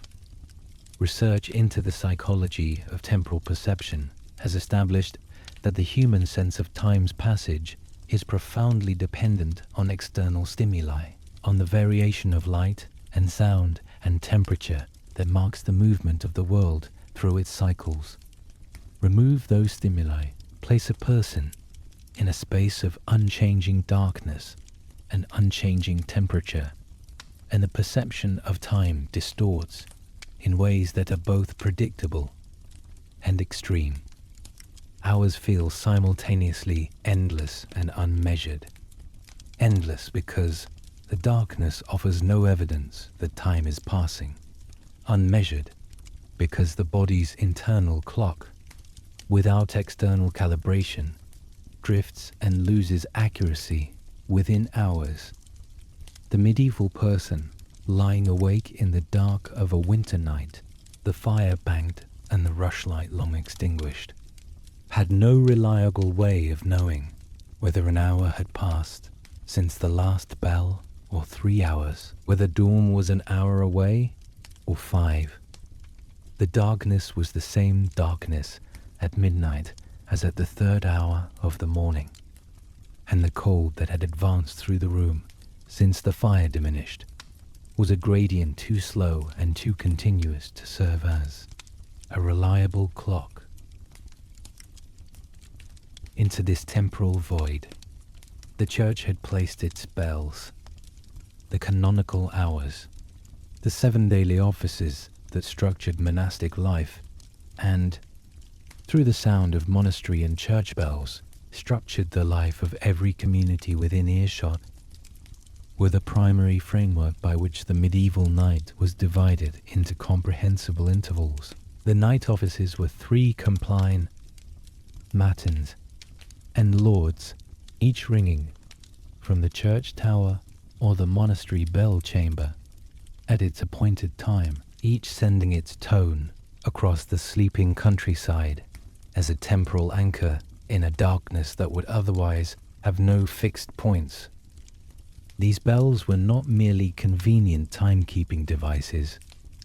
They were understood as spiritual necessities. The marking of the hours of prayer was an obligation that the church maintained through the night, not because anyone required the reminder, but because the prayers themselves were required, because the night hours were the hours of greatest spiritual danger, and because the continuous cycle of prayer was understood as a form of active defense against the forces that the darkness was believed to contain.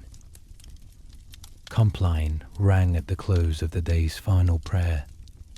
As the last light left the sky, its tone arrived at the village from the church tower as a clear, round sound that carried across the fields with a quality specific to the acoustic conditions of early evening.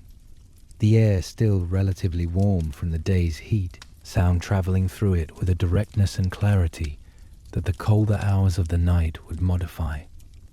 The bell for Compline marked the official beginning of the night and the beginning of the period in which, according to the theology and folklore of the medieval church, the spiritual dangers of darkness became most acute. After Compline, the wandering dead were understood to be most active. After Compline, the demonic forces that inhabited the night were understood to move most freely. After Compline, the traveller who was still on the road, the farmer who had not yet reached shelter, the child who had strayed from the village. All of these were understood to be in a category of spiritual exposure that the daylight hours did not produce. The bell for Compline was therefore not merely a signal that the day was ending, it was a warning, and the silence that followed its fading was the silence of a world that had just been reminded of what the darkness held. The monastery from which the matins bell rang was itself a nighttime environment of extraordinary atmospheric density. The stone cloister at the hour of matins, typically around midnight, the precise time varying by season, and by the particular rule followed by the community, was a space in which the cold of the night had achieved its full penetration of the stone. The cloister garth, open to the sky at its center, admitted the night air directly into the covered walkways surrounding it, and the stone of the walkway floor, the columns, the vaulted ceiling above the ambulatory had been cooling since sunset. and had reached a temperature that was, in winter, indistinguishable from the temperature of the outside air. The monks who rose for matins rose into this cold, a cold that the wool of their habits did something, but not everything to resist, a cold that was present in the stone of the floor, beneath their feet, in the air they breathed, in the surfaces their hands touched as they moved through the darkness of the dormitory and down the night stair to the church below. Their breath was visible in the cold air. Their breath was visible in the cold air, rising in small clouds that caught the light of the candle, carried by the monk, leading the procession, and vanished into the darkness above. The monastic church at Matins was lit by the minimum number of candles required for the monks to read their texts in the choir stalls. These candles, beeswax, the only fuel considered appropriate for the altar, and the choir, were placed in iron holders at each stall, 1 candle per monk, their flames creating a row of individual pools of warm light that barely reached the next stall and did not reach the central aisle at all. The nave of the church, beyond the choir screen, was in complete darkness. The aisles flanking the choir were in complete darkness. The transepts, the chapels radiating from the apse, the space beneath the tower crossing, all of these were darkness, absolute and undifferentiated, pressing against the small row of candle flames in the choir stalls, with the same patient weight that the darkness pressed against every small flame in every building in the medieval world. The altar lamp burned before the high altar at the far end of the choir, a single small flame visible across the length of the choir. As a point of warm light in the darkness, its reflection caught in the polished metal of the altar vessels and returned as a faint, multiple gleam that seemed to float in the dark beyond the candles. The plain chant that rose from the choir stalls at Matins entered the stone vaulting above, and high returned, transformed. The acoustic properties of a stone vaulted church are unlike those of any other architectural space. The sound of voices singing in unison rises, reflects from the curved surfaces of the vaulting, and descends again as a sustained resonance that outlasts the original sound by several seconds, so that each phrase of the chant is accompanied by the fading resonance of the previous phrase, and the whole creates a layered, continuous sound that seems to come from the stone itself rather than from the human throats below. In the darkness of the nave, this sound arrived without visible source. The choir was invisible beyond the screen, the candles in the stalls too small and too distant to illuminate anything beyond their immediate vicinity, and the chant therefore seemed to emanate from the darkness itself, from the stone vaulting above, and the stone walls on every side, a sound that the building was producing, rather than containing. The cold of the stone, the darkness of the nave, the resonant chant arriving from no visible source, these combined to create an environment that was simultaneously deeply familiar to anyone who had spent years in monastic life, and profoundly strange in monastic life, a strangeness that the familiarity did not diminish, but rather deepened, because the strangeness was intrinsic to the space and the hour, and could not be explained away by repetition. The bell for matins, ringing from the tower above the crossing, sent its tone outward through the night in every direction, simultaneously. On cold, still nights, the nights of hard frost when the air was clear and dense and carried sound with extraordinary fidelity. The matins. Bell could be heard at distances that seemed impossible, given the size of the instrument producing it. Villagers miles from the monastery would receive this bell as a distant, clear tone arriving from a direction that the darkness made impossible to confirm visually, a sound that seemed to come from the sky rather than from any fixed point on the ground. At those distances, the bell's tone had been filtered by its passage through cold air.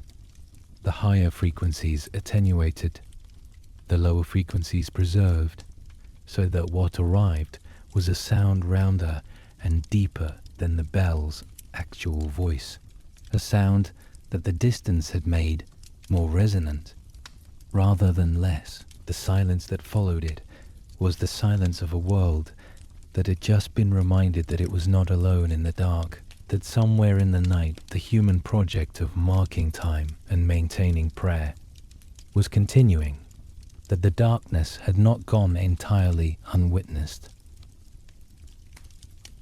Lauds rang in the hours before dawn, when the darkness was at its most complete and the cold at its most advanced.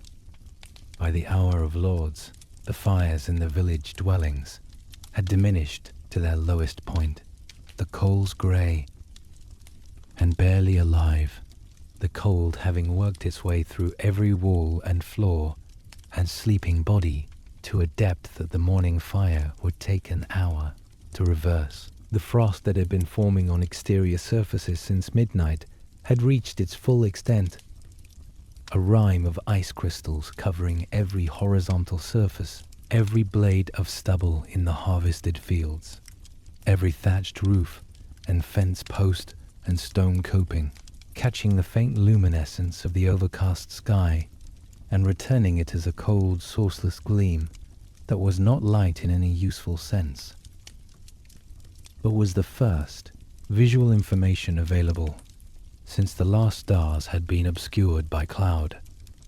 The bell for Lauds arrived in this environment as the most isolated and most resonant of the night's bells. The silence around it was the deepest silence of the night, the world at its most still, the darkness at its most absolute, and the bell's tone, therefore, carried with a clarity that the earlier bells had not quite achieved. The approach of dawn was not an event. It was a process so gradual that its beginning was impossible to identify with certainty, and its progress was measured not in minutes, but in the slow accumulation of barely perceptible changes in the quality of the darkness above the eastern horizon. The absolute black of the sky did not shift to grey in a single transition. It shifted through degrees of dark blue that were, at first, indistinguishable from black, a change detectable not by the eye directly, but by the eye's peripheral sensitivity, which registered the slight reduction in the darkness's completeness before the central vision could confirm it. This process took an hour or more, from the first, barely perceptible lightening of the eastern sky to the moment when the horizon could be distinguished from the sky above it, a moment that arrived not as a line, but as a gradual separation of two darknesses into two slightly different tones of grey. The sky above marginally lighter than the earth below, the distinction between them growing slowly more definite as the minutes passed. The forest edge became visible before the village did. The tree line silhouetted against the slightly lighter sky to the east, resolved from the undifferentiated darkness of the night into a recognizable shape, the irregular profile of canopy against sky, the irregular profile of canopy against sky, the individual crowns of the tallest trees, distinguishable as separate forms rather than as a single mass of blackness. This silhouette was not yet light. It was the first evidence that light was coming. A promise rather than a delivery, a shape rather than a color, the world beginning to declare its edges before it was prepared to reveal its surfaces. The thatched roof lines of the village separated from the sky. Shortly after, the familiar profiles of the dwellings, the church tower, the mill, each emerging from the darkness as a silhouette that the growing grey of the eastern sky made progressively more distinct. The muddy road through the village became a pale line between dark fields, not visible exactly, but suggested its presence indicated by the slightly different tone of compacted earth against the darker margins of grass and ploughed ground on either side.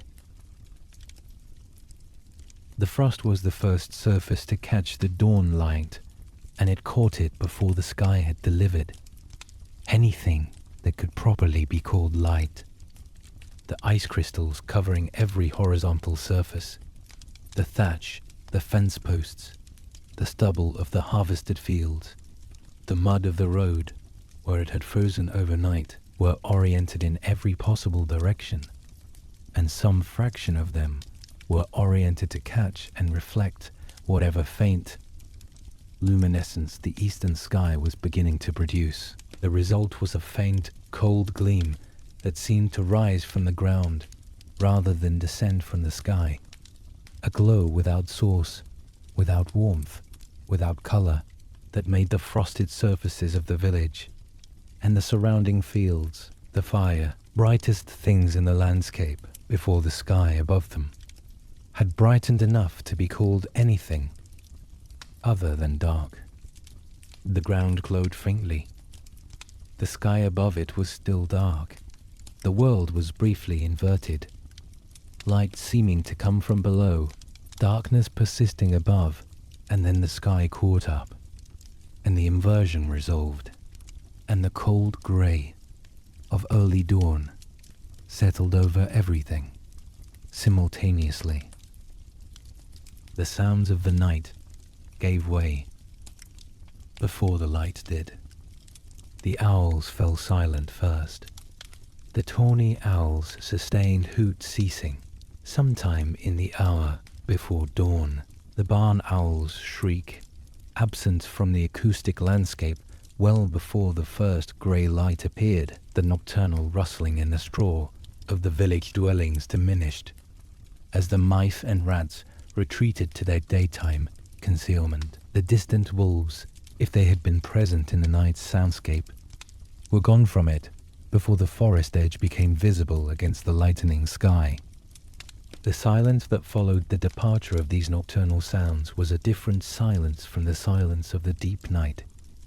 Not the heavy, inhabited silence of the hours between matins and lauds, but the lighter silence, an emptier silence, a silence that felt like preparation rather than presence.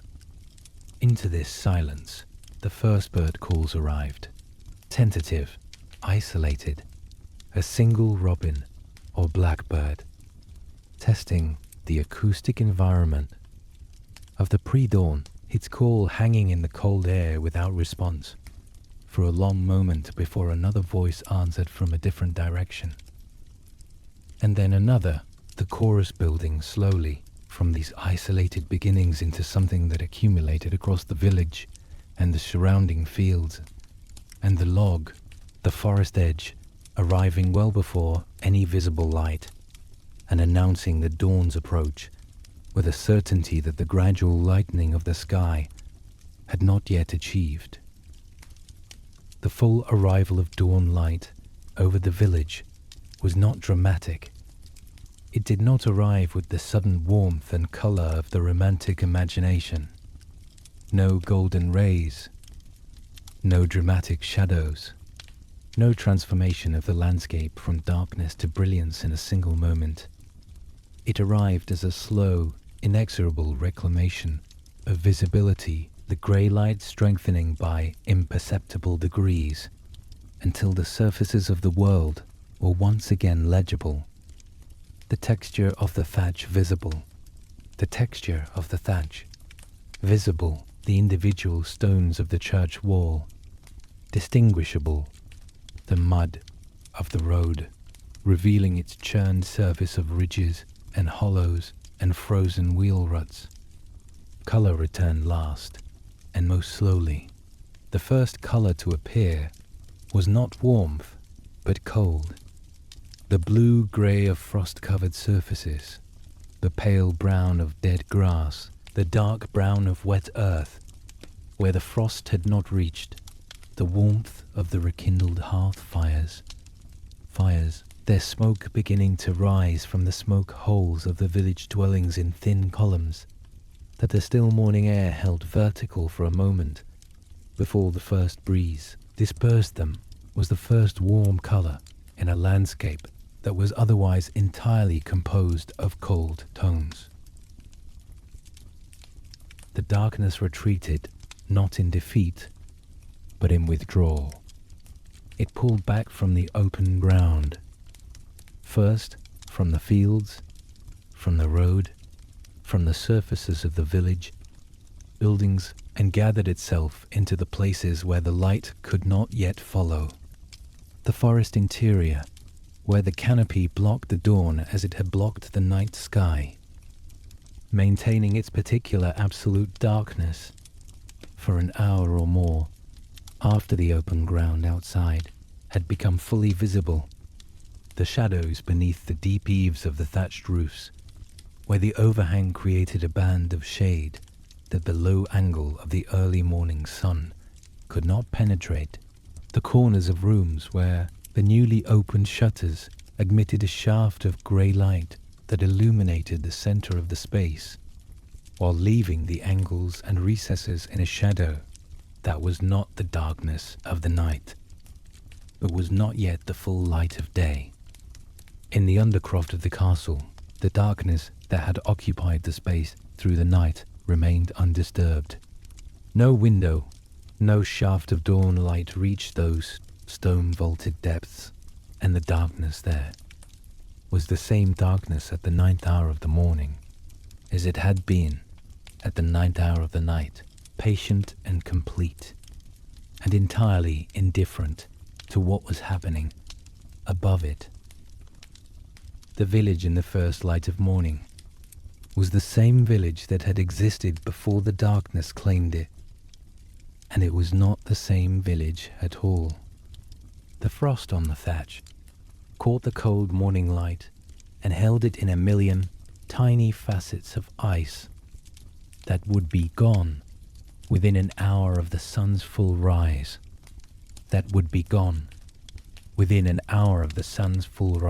leaving the thatch dark and wet and indistinguishable from its pre-frost appearance.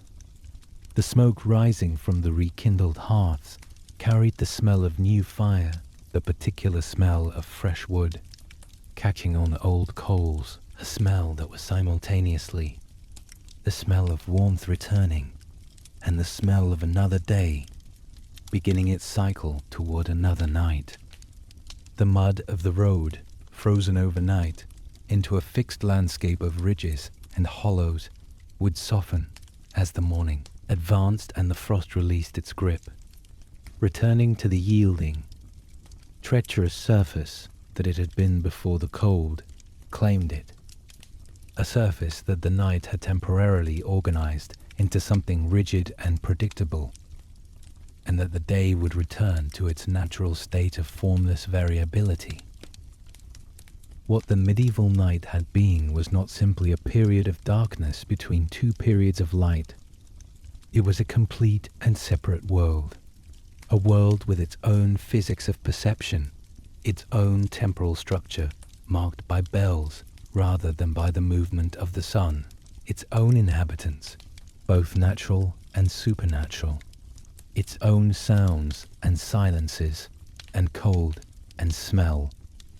The people who had survived it in the peasant dwelling with its dying fire, in the castle with its stone corridors and its altar lamp, in the monastery with its choir candles and its plainchant, rising into the vaulted dark, had not simply waited out an inconvenient absence of light. They had inhabited a world that was genuinely different from the daylight world. A world that made different demands on the body and the mind. A world that required different skills and different knowledge, and a different relationship to fear and to time and to the limits of what could be known. The darkness that had held the medieval world for 14 hours on an autumn night, for 16 hours on a winter night, withdrew each morning with the same patience and the same completeness with which it had arrived the evening before.